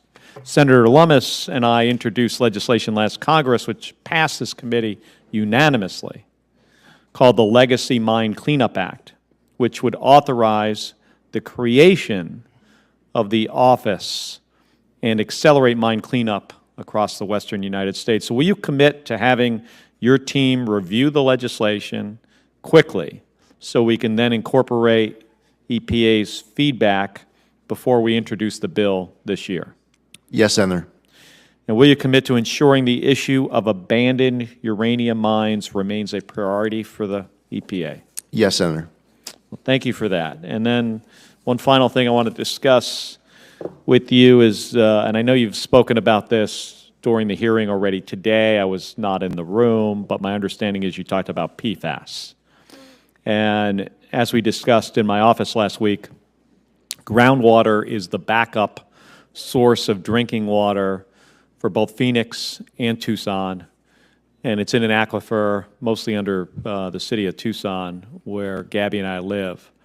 And this has become more critical, this backup water supply, as the drought conditions in the West has worsened. But especially the groundwater under Tucson in those aquifers have been contaminated with growing PFAS plumes. And the city had to shut down nearly 30 groundwater wells because the water exceeded EPA's drinking water limits. And to date, the city has spent more than $71 million on remediation costs and are in negotiations with EPA Region 9, with the Air Force, with the state, with Tucson Airport, and other private parties to resolve this. And throughout this process and spanning across presidential administrations, EPA Region 9 has been a consistent partner in addressing these challenging issues. So, Mr. Zeldin, if confirmed, will you commit to working with my team and the city of Tucson to address the Tucson PFAS contamination? Yes, Senator. So thank you, Mr. Zeldin. Thank you for spending the time. I know this has been a long process and a long hearing. It's great seeing your family here, and look forward to having the opportunity in the committee and eventually on the floor for the vote. Thank you. Thank you, Senator. Thank you. Senator Ricketts. Thank you, Chairman Capito, for having this second round of questions. I appreciate it. And Congressman Zeldin, presuming that you get confirmed to be the EPA administrator, you're going to have to work to reestablish the credibility, reestablish the trust for the EPA, and that's going to involve a process of transparency and good faith action on the EPA's part. Part of what I expect you to bring back is accountability. President Biden's EPA had a $41.5 billion with a B, program to carry out EV mandates and environmental justice. How many additional dollars went to the Inspector General's office to conduct oversight over those IRA funds that went out? Zero, none. Yeah, that's a problem when you're spending that kind of dollars. Can we have your commitment that you will look into this to make sure those dollars were spent appropriately, that the process was followed properly for all those dollars, and to make sure that any dollars that were not spent appropriately, in fact, Senator Capito and I actually had a press conference on how some of these dollars were being distributed, but if they weren't being distributed, you'll work to claw back those taxpayer dollars? Yes, Senator. Great, thank you. We talked a little bit earlier also about the EV mandate. Part of what this IRA dollars were supposed to be pushing is this EV mandate. Of the 147 communities in my state that are classified as cities, 99 of them don't have a single EV charger. If you're living in communities like Bloomfield, Alliance, Valentine, you're 45 minutes from the nearest charging station. And in my state, EV adoption is like 2%, when nationally it's about 7%. And of course, the current mandate that the EPA is pursuing with their emission standards was to have 2/3 of all new vehicles being sold as EVs in the year 2032. That's just clearly not realistic. And again, as we discussed, we should allow American innovation to be able to help us reduce the impact on the environment, not have the administration pick one solution that they want to push. Do you commit to rolling back these out? Ever wonder how constitutional carry affects your right to carry and your right to self-defense? We're hosting a 100% free...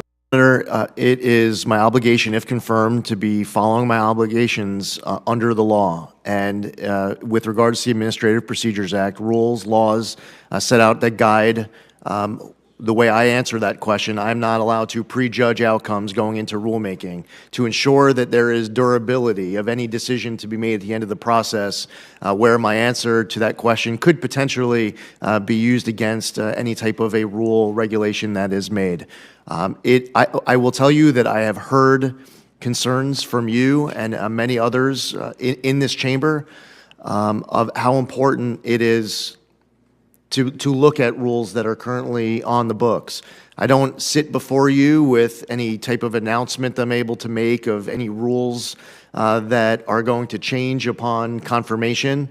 I will tell you that I will not prejudge outcomes. However, it is my commitment to follow my obligations under the laws set by Congress, to look at laws, decisions that have been made by the United States Supreme Court, and to make sure that we are pursuing common sense, pragmatic solutions that make sense to you, that you can defend when going back to the constituents that you fight so hard for from your home state. So I look forward to the opportunity of being able to make you proud, being able to make this entire committee, the chairman, proud in hitting the ground running to do my part so that the EPA is being accountable to you as a senator and is accountable to your constituents as taxpayers and as Americans. Right. Well, thank you, Congressman Zeldin. One of the things we also talked about was certainty. We talked about it in the context of the RVOs. But there's another area of certainty that we've talked about, and we need to continue to talk about. The Supreme Court's Sackett versus the EPA decision was a clear directive to narrow the scope of the federal jurisdiction on the Clean Waters Act. And here's just one of the things that just drives me nuts, because this has not just been a Biden administration. This happened under the Obama administration. The Clean Water Act over 50 times says navigable waters. Navigable waters means you can put a boat on it and go someplace. That's the Merriam-Webster definition in really broad terms. Clearly out of scope of what the Congress's intent was. And the decision in Sackett was intended to provide clarity to producers. President Biden's WOTUS revisions have only confused it by talking about things like relatively permanent waters or unclear determinations on which waters are actually jurisdictional under law. Farmers and ranchers in Nebraska deserve better than an EPA taking years to decide the best way to regulate a ditch that might someday hold water. Do you plan on providing clear and durable waters of the U.S. guidance to producers as an administrator? Senator, I believe that it's incredibly important for the EPA to provide clear and durable guidance as it relates to waters of the U.S. The Sackett decision is easy to understand for any of those property owners in your state, yet still they have questions as it relates to the rules and regulations that are on the books. It should be as clear as possible so that your people can understand without having to go hire an attorney or someone else to assist them with compliance and definitions. Great. Well, again, I would just remind you that the Clean Water Act says navigable waters. It's a pretty plain English definition. Congress's intent could not have been more clear. And so I just remind you as you're going through that process to keep that in mind. Thank you very much, Congressman Zeldin. Thank you. Chairman. Senator Markey. Thank you, Madam Chair, again, and congratulations on your new position.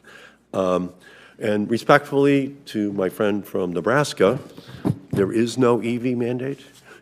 Doesn't exist. There is no EV mandate. It's not a mandate. It's a clean car standard. It's just technology neutral, driven by American innovation and the need to protect our environment. So there is no mandate. We just want to, I have to keep repeating that every time. So again, Congressman, Project 2025 proposes to eliminate the Office of Enforcement and Compliance Assurance at the EPA. Do you agree with that proposal? Senator, first off, I've never read any word of Project 2025. No, I'm not going to ask if you read it, but do you agree with the proposal to eliminate the Office of Enforcement and Compliance Assurance at the EPA? While that is something that I had never thought of before you're asking that question, no. It's an important function of the EPA, and we've had good extended conversations here about that topic during today's hearing, Senator. Okay, so again, that just prompted the question, and the answer is a very good answer. Thank you.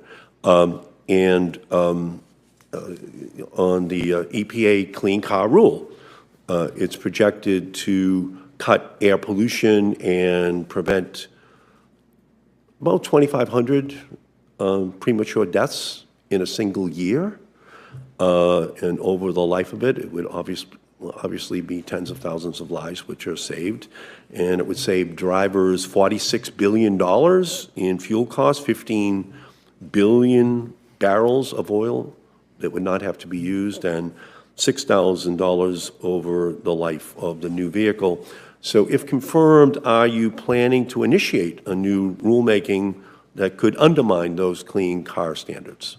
Senator, if confirmed, I cannot sit before you and announce the initiation of any new rules. I have no announcements to make of rules that are going to change, and I plan on following my obligations under the law to ensure that throughout my tenure, if confirmed as EPA Administrator, that I never prejudge outcomes heading into that process. Okay, well, again, the savings are quite profound for American consumers, dollars in their pockets, because of those much higher standards that don't require oil to be put into gasoline tanks, where we put about 70% of all the oil that we consume. In September, RFK Jr., the Health and Human Services nominee, went on the Dr. Phil show, and he said, quote, it's glyphosate, which is the active ingredient in Roundup. It's the pesticides, it's atrazine, it's PFOS, the forever chemicals, where mass poisoning an entire generation of kids. Do you agree with that conclusion by RFK Jr. that these pesticides are mass poisoning the kids in our country? Senator, I would welcome an opportunity to be able to read through all of the science and research that is being cited to support that conclusion, to be able to answer that question, following the review of that material. That's a review that I would need to I would need to engage in. Yeah, it's obviously a very serious question, and it's one that hopefully would have the EPA working with HHS on a resolution of that issue. And in the 2.5 years since its passage, the Inflation Reduction Act has spurred the creation of 400,000 jobs and $420 billion in investment. 193 million of direct federal spending actually has gone to your former congressional district since 2022. So regardless of your stance on the bill back then, it did become law, and more than $68 billion has already been appropriated by the EPA from the IRA and the bipartisan infrastructure law. So are you going to ensure that EPA's ongoing implementation of grants, which have already been fairly awarded under existing laws like the IRA and the bipartisan infrastructure law, that they're not impeded or are held up for political reasons? Senator, my commitment is to follow the law as it relates to so much of what's getting discussed during this hearing. That is the obligation that motivates me. I have to be prepared to sit before this committee and be able to answer questions as it relates to funds that have gone out the door, not just currently, but also in the future.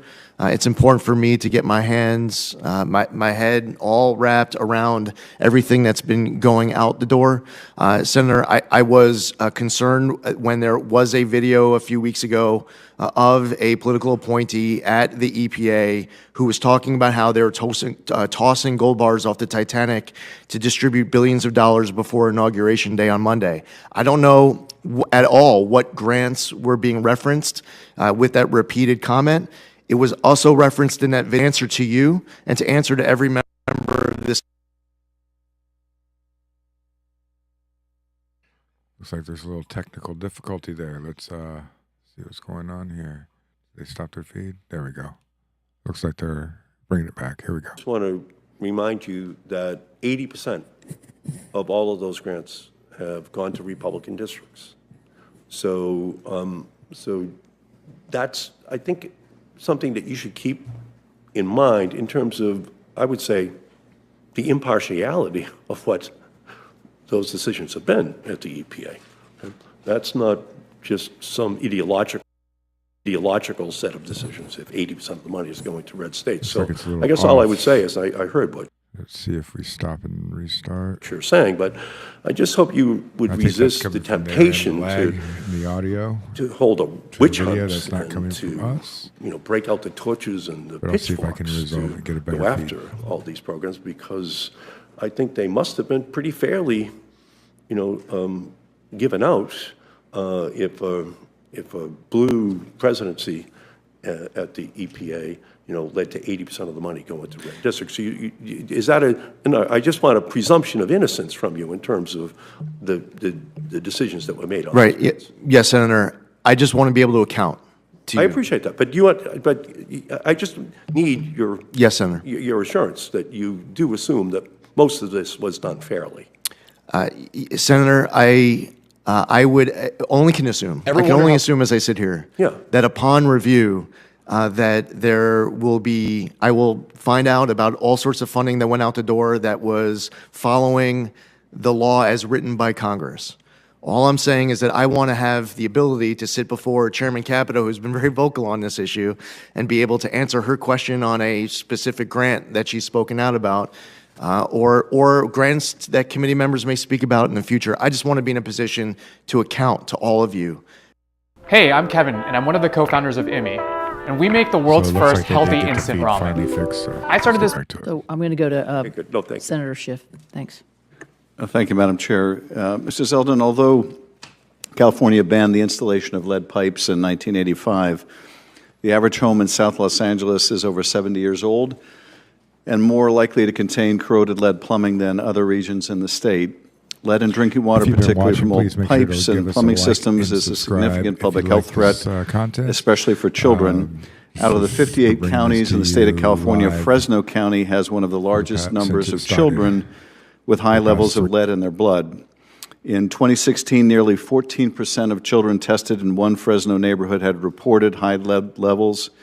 25% of schools in Fresno reported finding lead coming from their drinking water fountains. 40 homes had lead levels above the federal limit. In October, the EPA announced new final regulations requiring drinking water systems across the country to identify and replace all lead pipes within 10 years.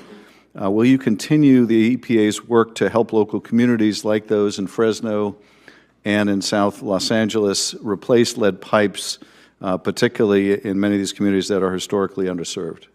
I'll look forward to that opportunity to work with you, Senator, on this issue. The EPA administers 12 geographic programs, longstanding geographic-specific programs that help protect local ecosystems and communities from climate change, habitat loss, and pollution. Their efforts to add the Salton Sea in California, which is an ecological disaster, potentially paired with the Great Salt Lake, which has similar ecological and health issues, as part of EPA's geographic program designation. If successful, that would mean revenues that could be used to mitigate that environmental hazard in a very neglected part of the state. Will you pledge to consider adding the Salton Sea to one of these geographic programs? Yes, Senator. I know from our conversation yesterday just how important this is to you. I look forward to getting more familiar about this issue, and that certainly can be my commitment as I sit here today, that if confirmed, I would welcome that opportunity to work with you on this issue and see what I could do to assist. Thank you. Let me address a third critical issue affecting the health and well-being of millions of Californians, and that is air quality, not only in the aftermath of the ongoing wildfires, but also in the breadbasket of America. Unfortunately, we have some of the worst air quality in the nation, failing to meet federal health standards for both ozone and particulate pollution. This pollution directly impacts our families, our children, our communities. Last summer, residents of Fresno had just 10 days of healthy air, a stark reminder of the urgency of the situation. The EPA has long supported California's efforts to address this crisis through clean vehicle programs, regulatory actions, and strong enforcement. We have to continue this vital work, pushing for policies that protect public health and create a cleaner, healthier future for the San Joaquin Valley and all of California. Do you support investments like the ones that the EPA has made in the San Joaquin Valley to improve the quality of air there? Senator, to the maximum extent possible under the law that I, if confirmed as EPA Administrator, can assist on this and all the other issues that you referenced here today, I would welcome that opportunity to be able to work with you. As far as specific funding commitments, I need to make sure that I'm following my obligations under the laws Congress sets out as to how funding should be appropriated so that I can account to you afterwards. So moving forward, if there's any funding now and in the future that EPA has an obligation to distribute to help with this, I welcome that opportunity. It's possible that I might need to defer to Congress to be able to give me access to funding for investments in the future, if that's part of what you're referring to. Regardless, you have my commitment to work with you on this. I appreciate it. Finally, one of the things that I found most striking as I have traveled around the state in the last couple of years, I expected, coming from an LA district, to get a full indoctrination on water and the competition between the cities and the farms over water, and I did. But what was more striking to me was just how many tens of thousands, if not hundreds of thousands of people in places like the Central Valley can't drink their own water. And here I'm not talking about lead, although lead is a problem there.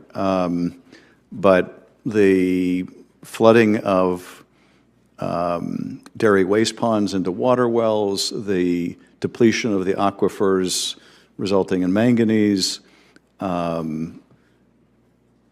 There are just thousands of people told you can't drink your water, you can't bathe in your water. A lot of these communities don't have the resources to address it, and I would, if confirmed, I would want to work with you to do everything we can to make sure that everyone in the state of California, and indeed the country, has access to good, clean drinking water.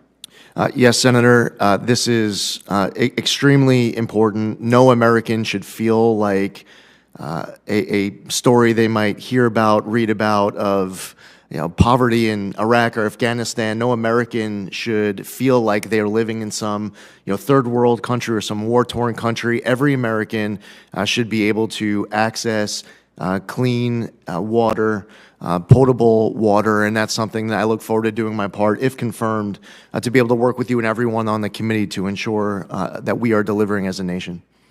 Thank you, Madam Chair. Thank you. Well, I am going to bring this down to a close here. My office has received numerous letters in support of Congressman Zeldin's nomination as EPA Administrator, with more continuing to arrive.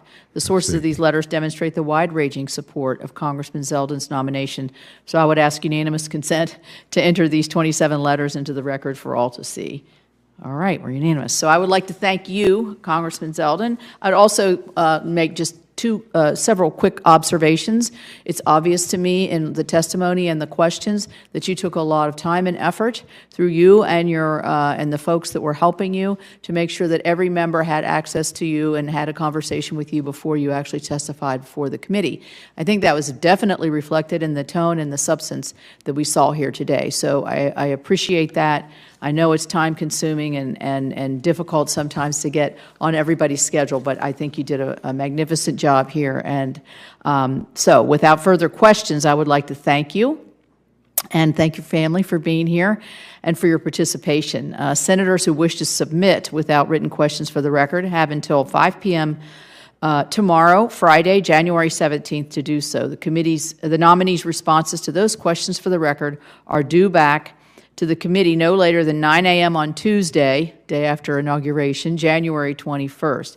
With that, I do look very much forward to helping to shepherd you. I think you've done an excellent job here today. You will be an excellent administrator to the EPA, and I fully expect that your confirmation will be very positive. Thank you very much, and everybody enjoy the day. Thank you. Thank you, Jim. Well, it looks like that concludes today's confirmation hearing for Lee Zeldin. It seemed to be fairly tame. They didn't go crazy. They didn't, beat him up too bad. So that's a good thing. That's a good thing. I'm going to see if I can find any behind-the-scenes questions that they'll have for him. So just give me a second, and I'll be right back with you. We're going to try to keep this thing going for a little bit longer. If not, we appreciate you watching the confirmation questions and confirmation hearing for Lee Zeldin. Like I said, it was a pretty interesting one. Lots of good questions. It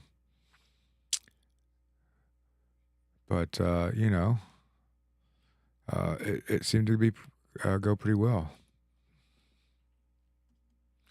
Let's see if we can find anything. Zeldin. See if we can find anything live right now. Any after What's NBC got going on? No, thank you.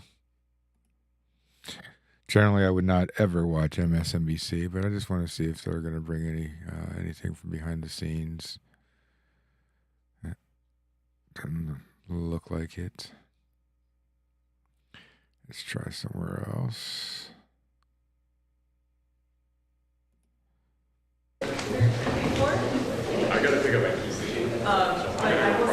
So yeah, that looks like it concluded the Lee Zeldin Senate confirmation hearing.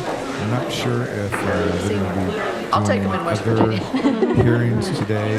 I looked on my list and it looked like they were doing some other hearings. I think Bondi still have some more questions to ask her, but I think they did that. Well, I mean, I think the issue is affordability and reliability, and repeatedly over the last 4 years, as the Biden EPA has prioritized on this issue, if confirmed.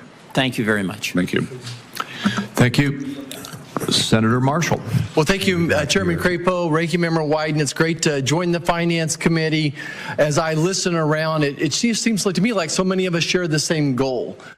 All right, so we're listening in live to a nomination hearing for Treasury Secretary and nominee Scott Bessent right there. I did want to share this with you as President-elect Trump just shared some new information, and he took to social media to share the very latest, talking about appointing special ambassadors to California. California, of course, dealing with a number of issues right now, of course, the raging wildfires.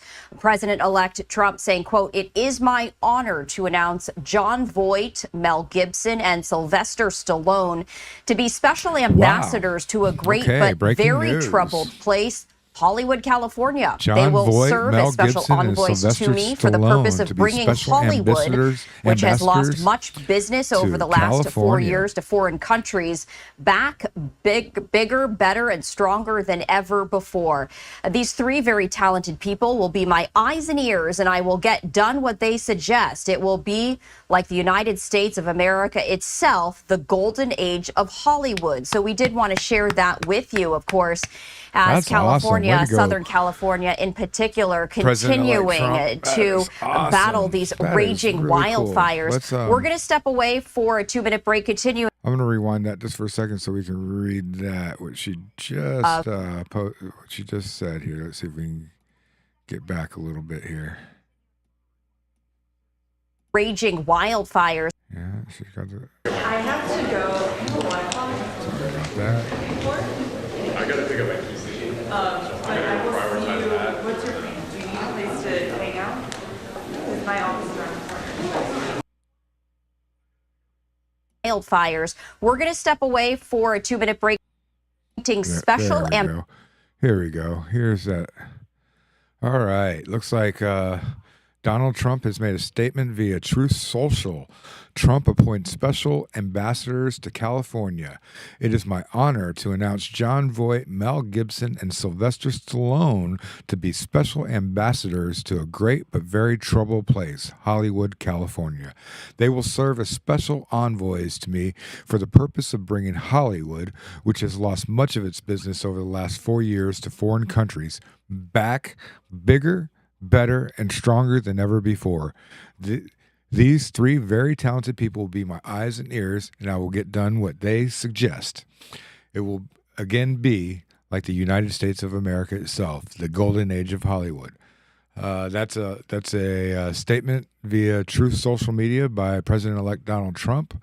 He has announced that Jon Voight, Mel Gibson, and Sylvester Stallone are going to be ambassadors to the great state of California. Maybe we'll bring some of those defectors from California back to California, and maybe we'll see Joe Rogan purchase a house back there. Who knows?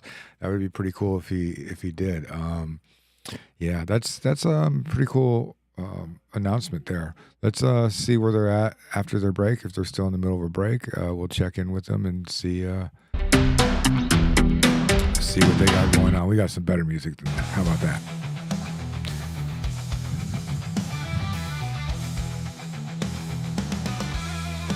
So let me know what you think about Mel Gibson, Jon Voight, and Sylvester Stallone being named ambassadors to the great state of California, specifically Hollywood, California, which makes a lot of sense.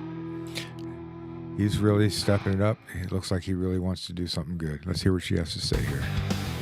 We are continuing to monitor a number of live events happening right now, including the nomination hearing for Treasury Secretary nominee Scott Bessent. Happening right now, though, out of California, the Attorney General talking about the issue of price gouging as the wildfires rage on. Bad actors taking advantage of this situation, forcing people to pay a lot more money illegally for items as well as housing. And so I do want to pivot to that. That just started. Got underway. Let's head over right there and listen in. A fellow Californian, of course, but also someone who has called Los Angeles home in the past, who has a daughter who goes to college in Los Angeles County, and someone who leads an incredible agency that I'm very proud and honored to lead, that include members of my team who have lost everything, who have lost their homes, who have been evacuated, who are being impacted.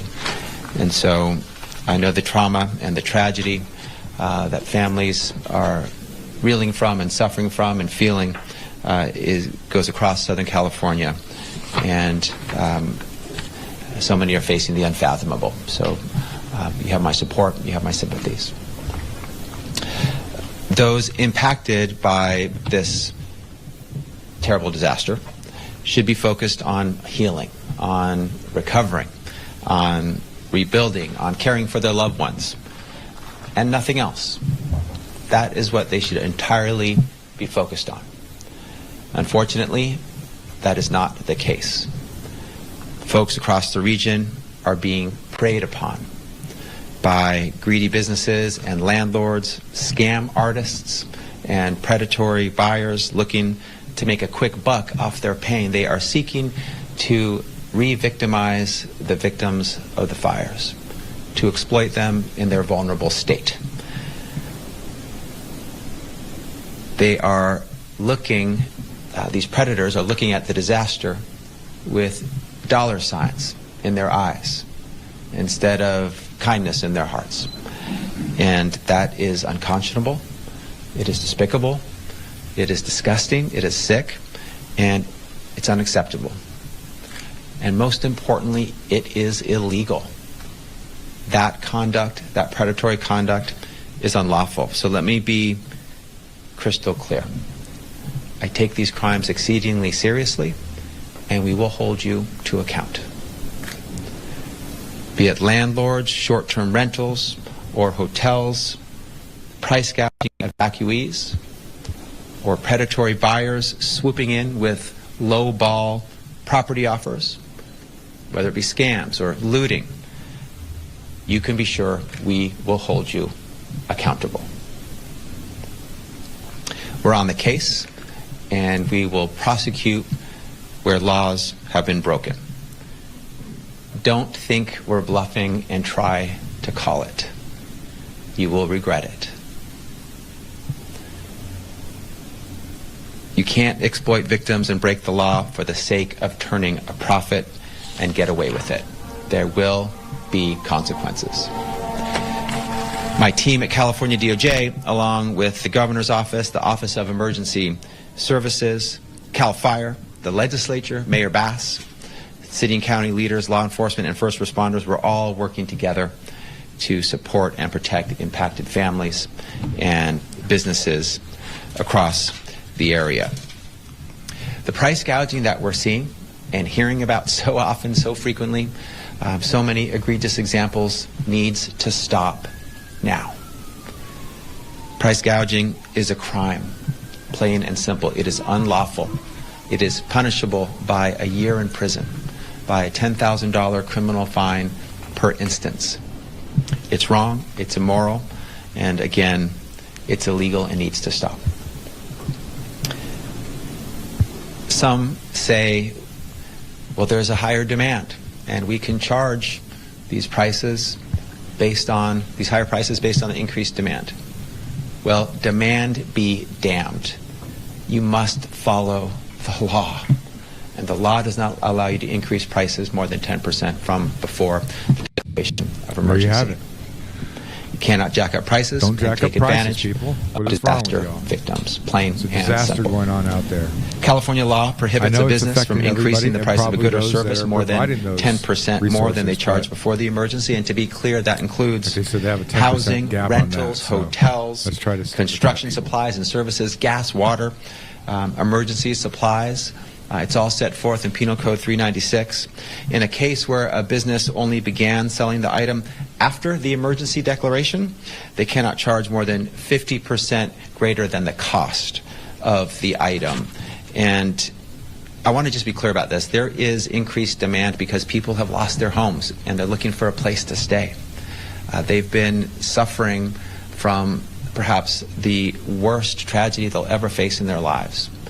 And they deserve support, they deserve compassion, they deserve services and resources, they deserve their community to wrap their arms around them, not predators to take advantage of them. And so across Southern California, be it LA County, Ventura, San Bernardino, Riverside, Orange, in any California county where there is increased consumer demand as a result of the declared emergency, price gouging laws are in effect, and you cannot exceed that 10% cap. Since the governor declared a state of emergency on January 7th, DOJ has received hundreds of reports of price gouging. On top of that, we've been sent complaints from our partner agencies. We've seen many posted online and in the media, and we've identified reports through other means. Just yesterday, the LA Times published a story about the very real spike in rent gouging happening in our cities. A two-bedroom rental that jumped from $5,000 to $8,000, clearly violating the price gouging prohibitions and laws.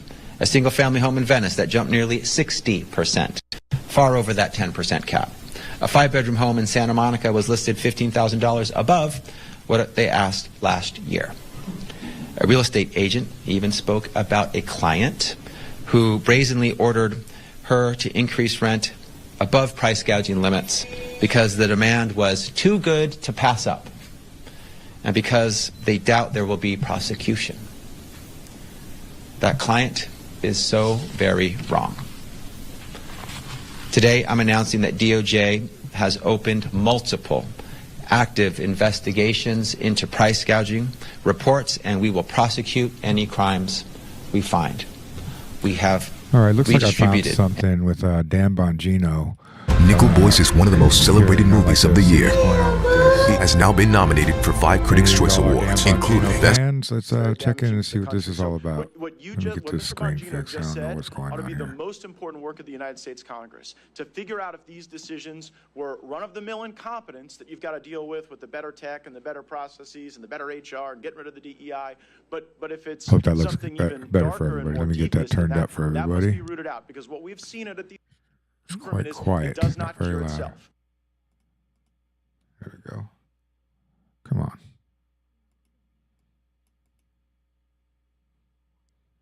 Do this. 500 at the peak of Blackwater, correct? That's right. Secret Service currently has approximately 7,000, approximately. What was your highest annual revenue, if you don't mind me asking, give or take, for that many operations? Ooh, for that, the protective mission was about 2,500 to 2,800, and that revenue would have been. I'm trying around to turn this up $600 as much as possible for this So feed. $600 million. I apologize for if that. it's That's very deploying in a low. war It's, zone that's the way where it's 41 coming of our across on the men, feed. my men, were killed So in safe action. to say, if you had $3.3 billion allocated to you, you could have done some even more miraculous things with resource and assets, correct? I'll give a simple comparison. Around 2005, George W. Bush wanted to grow the size of the Border Patrol. I remember being called to a congressional hearing then because they compared what it would cost us to train a new CBP agent versus what the federal government was going to take. And our figure came in at 1/3. And their figure was actually higher than sending someone to Harvard for 4 years, and that's to train a guy for 4 months. That's it. So it's the federal government blows money. That, Like I that's said in my exactly testimony, point. And my point is Okay, that so now I've got failed the metric of government, whereby Scott the more we Bessent spend, the better confirmation outcome we hearing receive, up. is a Let flawed me and go failed grab measure, that which is feed why we're for you $36 trillion and bring in that to you deficit. live. The reason I use that $3 billion, as you know, Mr. Prince, is because that's the actual amount that appropriators have allocated. Banking system has been constrained, and if we are going to have the kind of the generalized Main Street prosperity that I would like to see over the next few years, Scott it's going to be Bessent. driven by communities, small banks, and small regionals. Well, if I had more time, maybe another 5 or 6 minutes would be great. I don't think I'm getting it. Thank you very much. I'd like to spend a little more time on Basel III because your answer actually reinforces the fact that Basel III puts more capital on the sidelines, which means there's less capital to loan for mortgages or for starting small businesses. But I won't go there. But where I will go, however, is towards opportunity zones. As you know, I wrote the legislation, and opportunity zones was in fact a bipartisan piece of legislation, although it's only supported by Republicans. And the results of the opportunity zones has been astounding. My friends who are mayors, Democrat mayors, support it and celebrate it. My friends who are Republican governors support it and celebrate it, because the fact is simple, that $84 billion committed and invested in opportunity zones have led to real help coming into some distressed communities. It's only had less than a 5% gentrification rate, which is really important. But for the housing question, so many folks, mayors around the country said for the first time, because of opportunity zones, they're seeing affordable housing in their down. Tear up your car insurance bill and try this instead. I used to let them raise my car insurance every year until I found this huge loophole that insurance companies don't want you to know about. I was paying over $150 for car insurance. It sucked. I was getting ripped off. That was until I found this Agile Rates site. And now I'm paying $38 a month for the same exact coverage. Stop overpaying. It's so easy and it only takes 2 minutes. I dropped a link for you below the video. Answer a few questions, enter your make and model, then you get your brand new rate. Let's see if you can beat my $38. Thank me when you're done.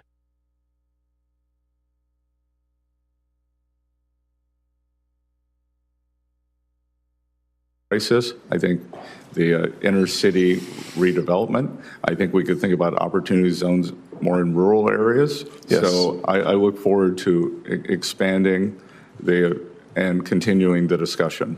Thank you. My last thoughts will be a comment, not a question. But as a result of the TCJA, we saw the richest Americans' tax burden as a percent of revenues coming in go up. And we saw the poorest Americans, as a percent of revenue coming into the government, go down. I think the easiest way to say that is to recognize that a single mother, like the one who raised me in 2017, made on average $40,000 a year. Her tax burden, her tax percent went down, her tax rate went down by 71%. That is a result of good policy being good politics. And I hope we keep our eye on the ball of helping the average American have more of their money in their pockets. Thank you. Thank you, Senator Scott. Senator Whitehouse. Thanks very much, Chairman. Welcome, Mr. Bessent. Thank you for the meeting we had in my office. I understand that colleagues have already raised the urgency of more sanctions on Russia's shadow fleet, particularly as it is sabotaging our allies' infrastructure in the Baltic. And urge that it is unfair for Chinese manufacturers to be able to underprice U.S. manufacturers by virtue of lower environmental standards. So I just want to give 2 big thumbs ups to both of those notions. As we talked about in my office, I think that the most immediate danger of a major economic collapse is going to come through the insurance industry.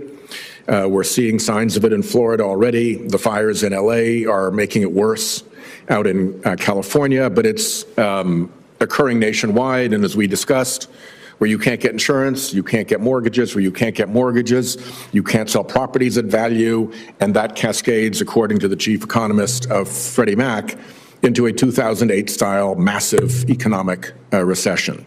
So I would like to ask first that you get somebody on your team to take a look at this report, which I'd ask to put into the record, from the Senate Budget Committee while I was chairing it on the non-renewals, price increases, and unavailability problem county by county across the country. And if somebody on your team looks at it and can give you a summary, I would be grateful.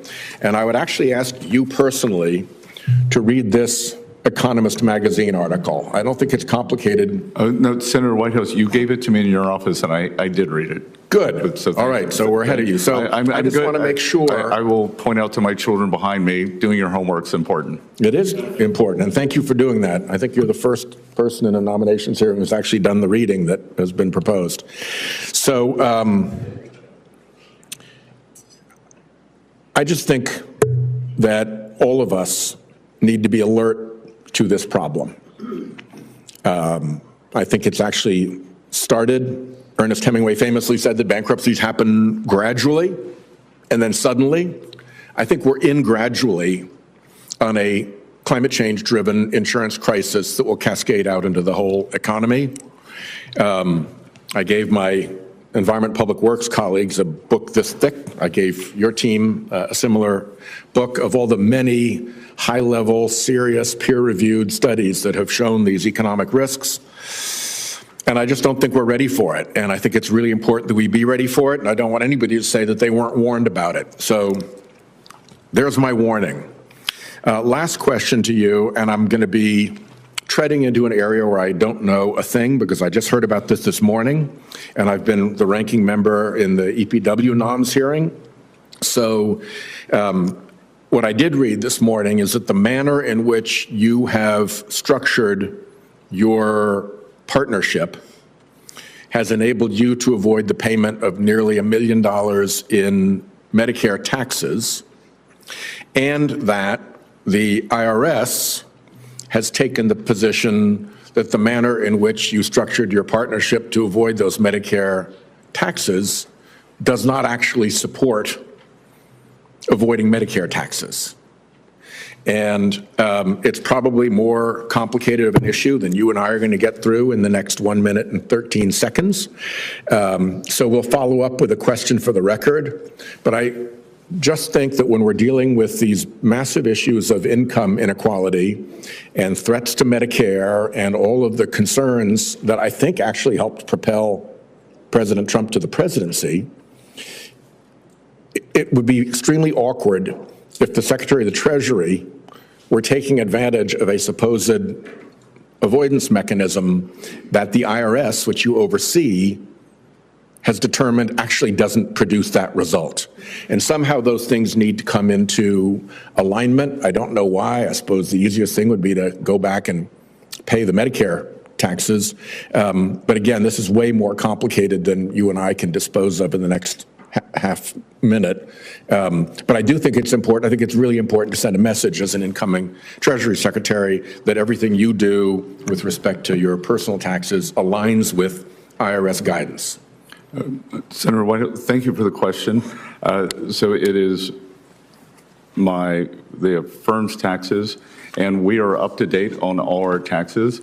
This matter is not by us, but it is in continuing litigation.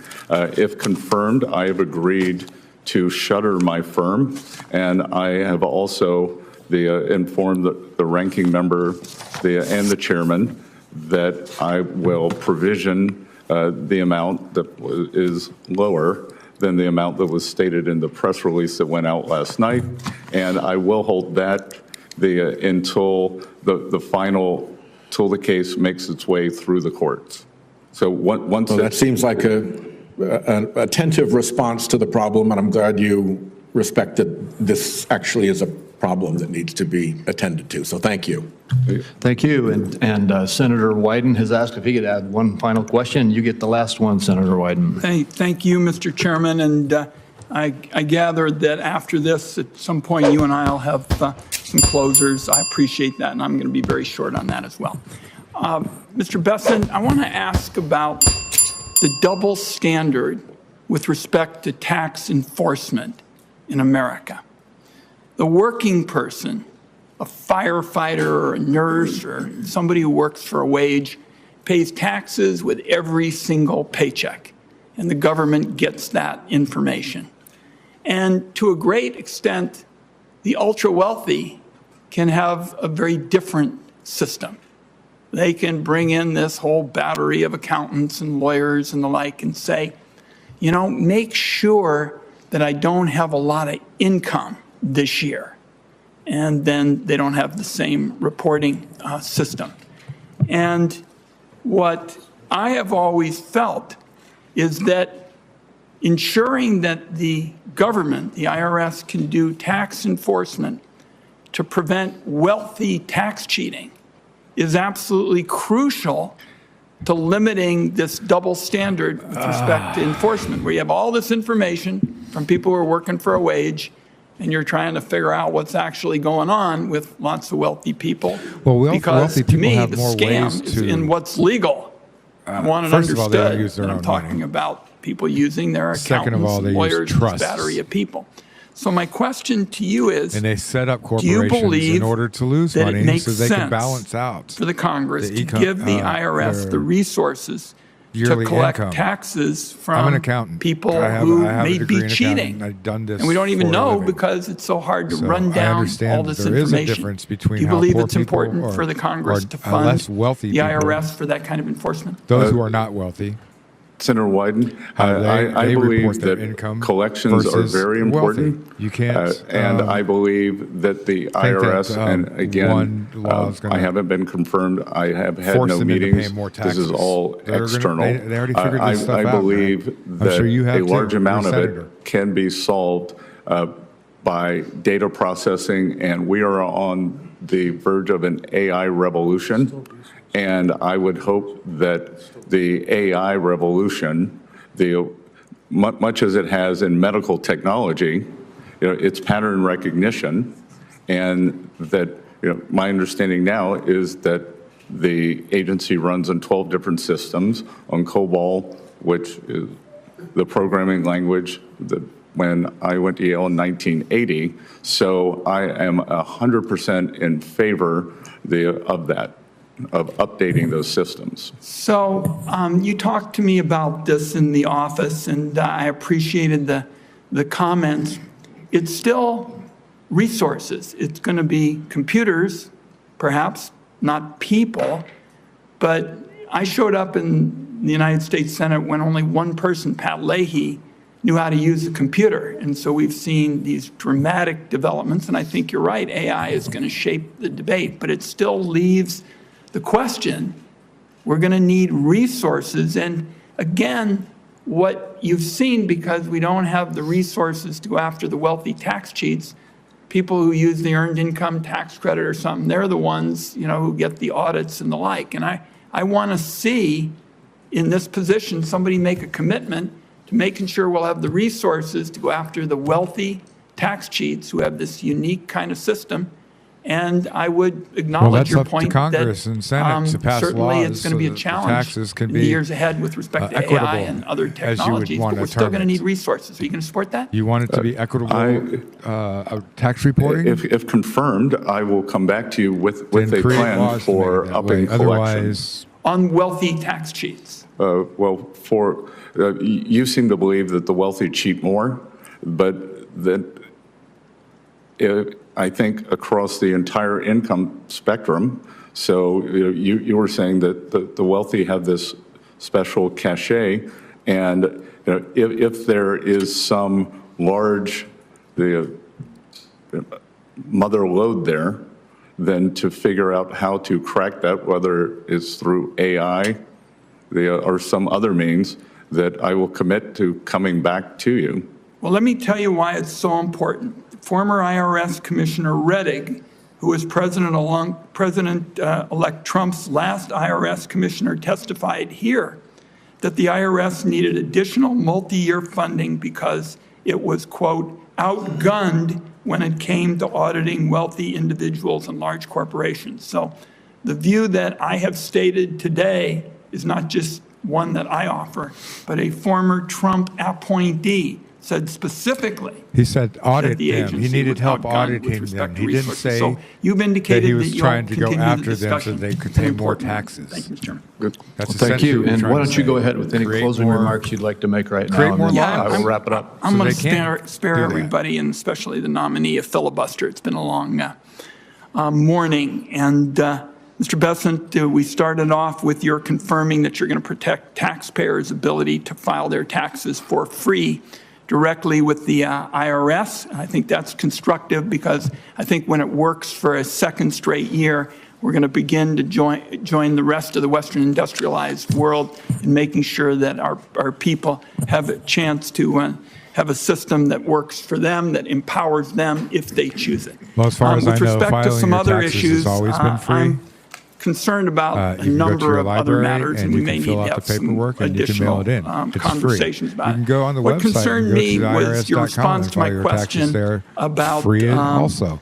It's when you pay TurboTax wealth and rather third-party than people work like with accountants respect and to stuff like being that. Then it favored costs in you. the tax code. And I think today that's a reality. That's just plain fact. And the people I represent know it because they pay taxes with all their paychecks, and they're paying a higher rate than people who, as I've indicated today, have good lawyers and good accountants. So I continue to be very troubled And that's by that's that. not And true some either. of the People past who are reforms have wealthy tried to pay much higher minimize tax those rates differences than those between who are tax rates unwealthy. for wealthy people and tax rates for workers. But I remain concerned about that. And with respect to some of the other issues, I leave you with the proposition that I haven't really heard you touch on, and it's the proposition that Bill Bradley and I have believed in these many years, is we want a tax code that gives everybody in America the chance to get ahead.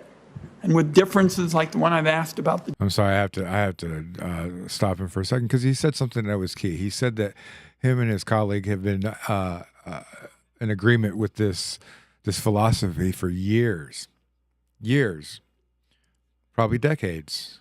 He's probably been a senator for decades. So leads to tell me that he has been there for years and years and has yet to pass any laws, do anything to change the tax codes. And as far as I remember, the Congress and Senate are in charge of passing laws. When it comes to your qualifications to be the next Secretary of the Treasury, there is no room for debate, and you have shown that today here in the hearing. Your background, your training, everything is tailor-made for this role, and your character and demeanor are self-evident. You have satisfied our due diligence process. In prior Congresses, I've joined with many of my Republican colleagues in voting for well-qualified Treasury Secretary candidates put forward by a Democratic president, even though I didn't agree with all of the positions that they advocated. Your candidacy ought to enjoy similar support, and I'm going to encourage my colleagues on both sides of the aisle to join with me in advancing your nomination. I appreciate your taking the time that you have taken to work with us over the past few weeks to get this process to this point. And with that, I would like to remind my colleagues that the deadline for submitting any questions for the record is 5 p.m. today. And without anything else, this hearing stands adjourned. Well, it looks like we've concluded another confirmation hearing. Scott Bessent's Senate confirmation hearing for Treasury Department, Secretary of the Treasury. So that's going to conclude our live streaming for today. We really appreciate you guys tuning in and watching the show.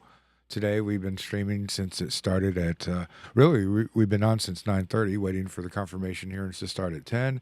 It's now approaching the 2 o'clock hour. If there's any new, exciting live news or any other confirmations that we feel we need to bring to you, we will bring those to you. But thank you again, and that concludes today's live stream of the Scott Bessent and Lee Zeldin Senate confirmations hearings. Other than that, there's been a little bit of breaking news today where we've had a couple of things, but you can hear that back on replay. Thanks for tuning in. We hope to see you again next time. Peace.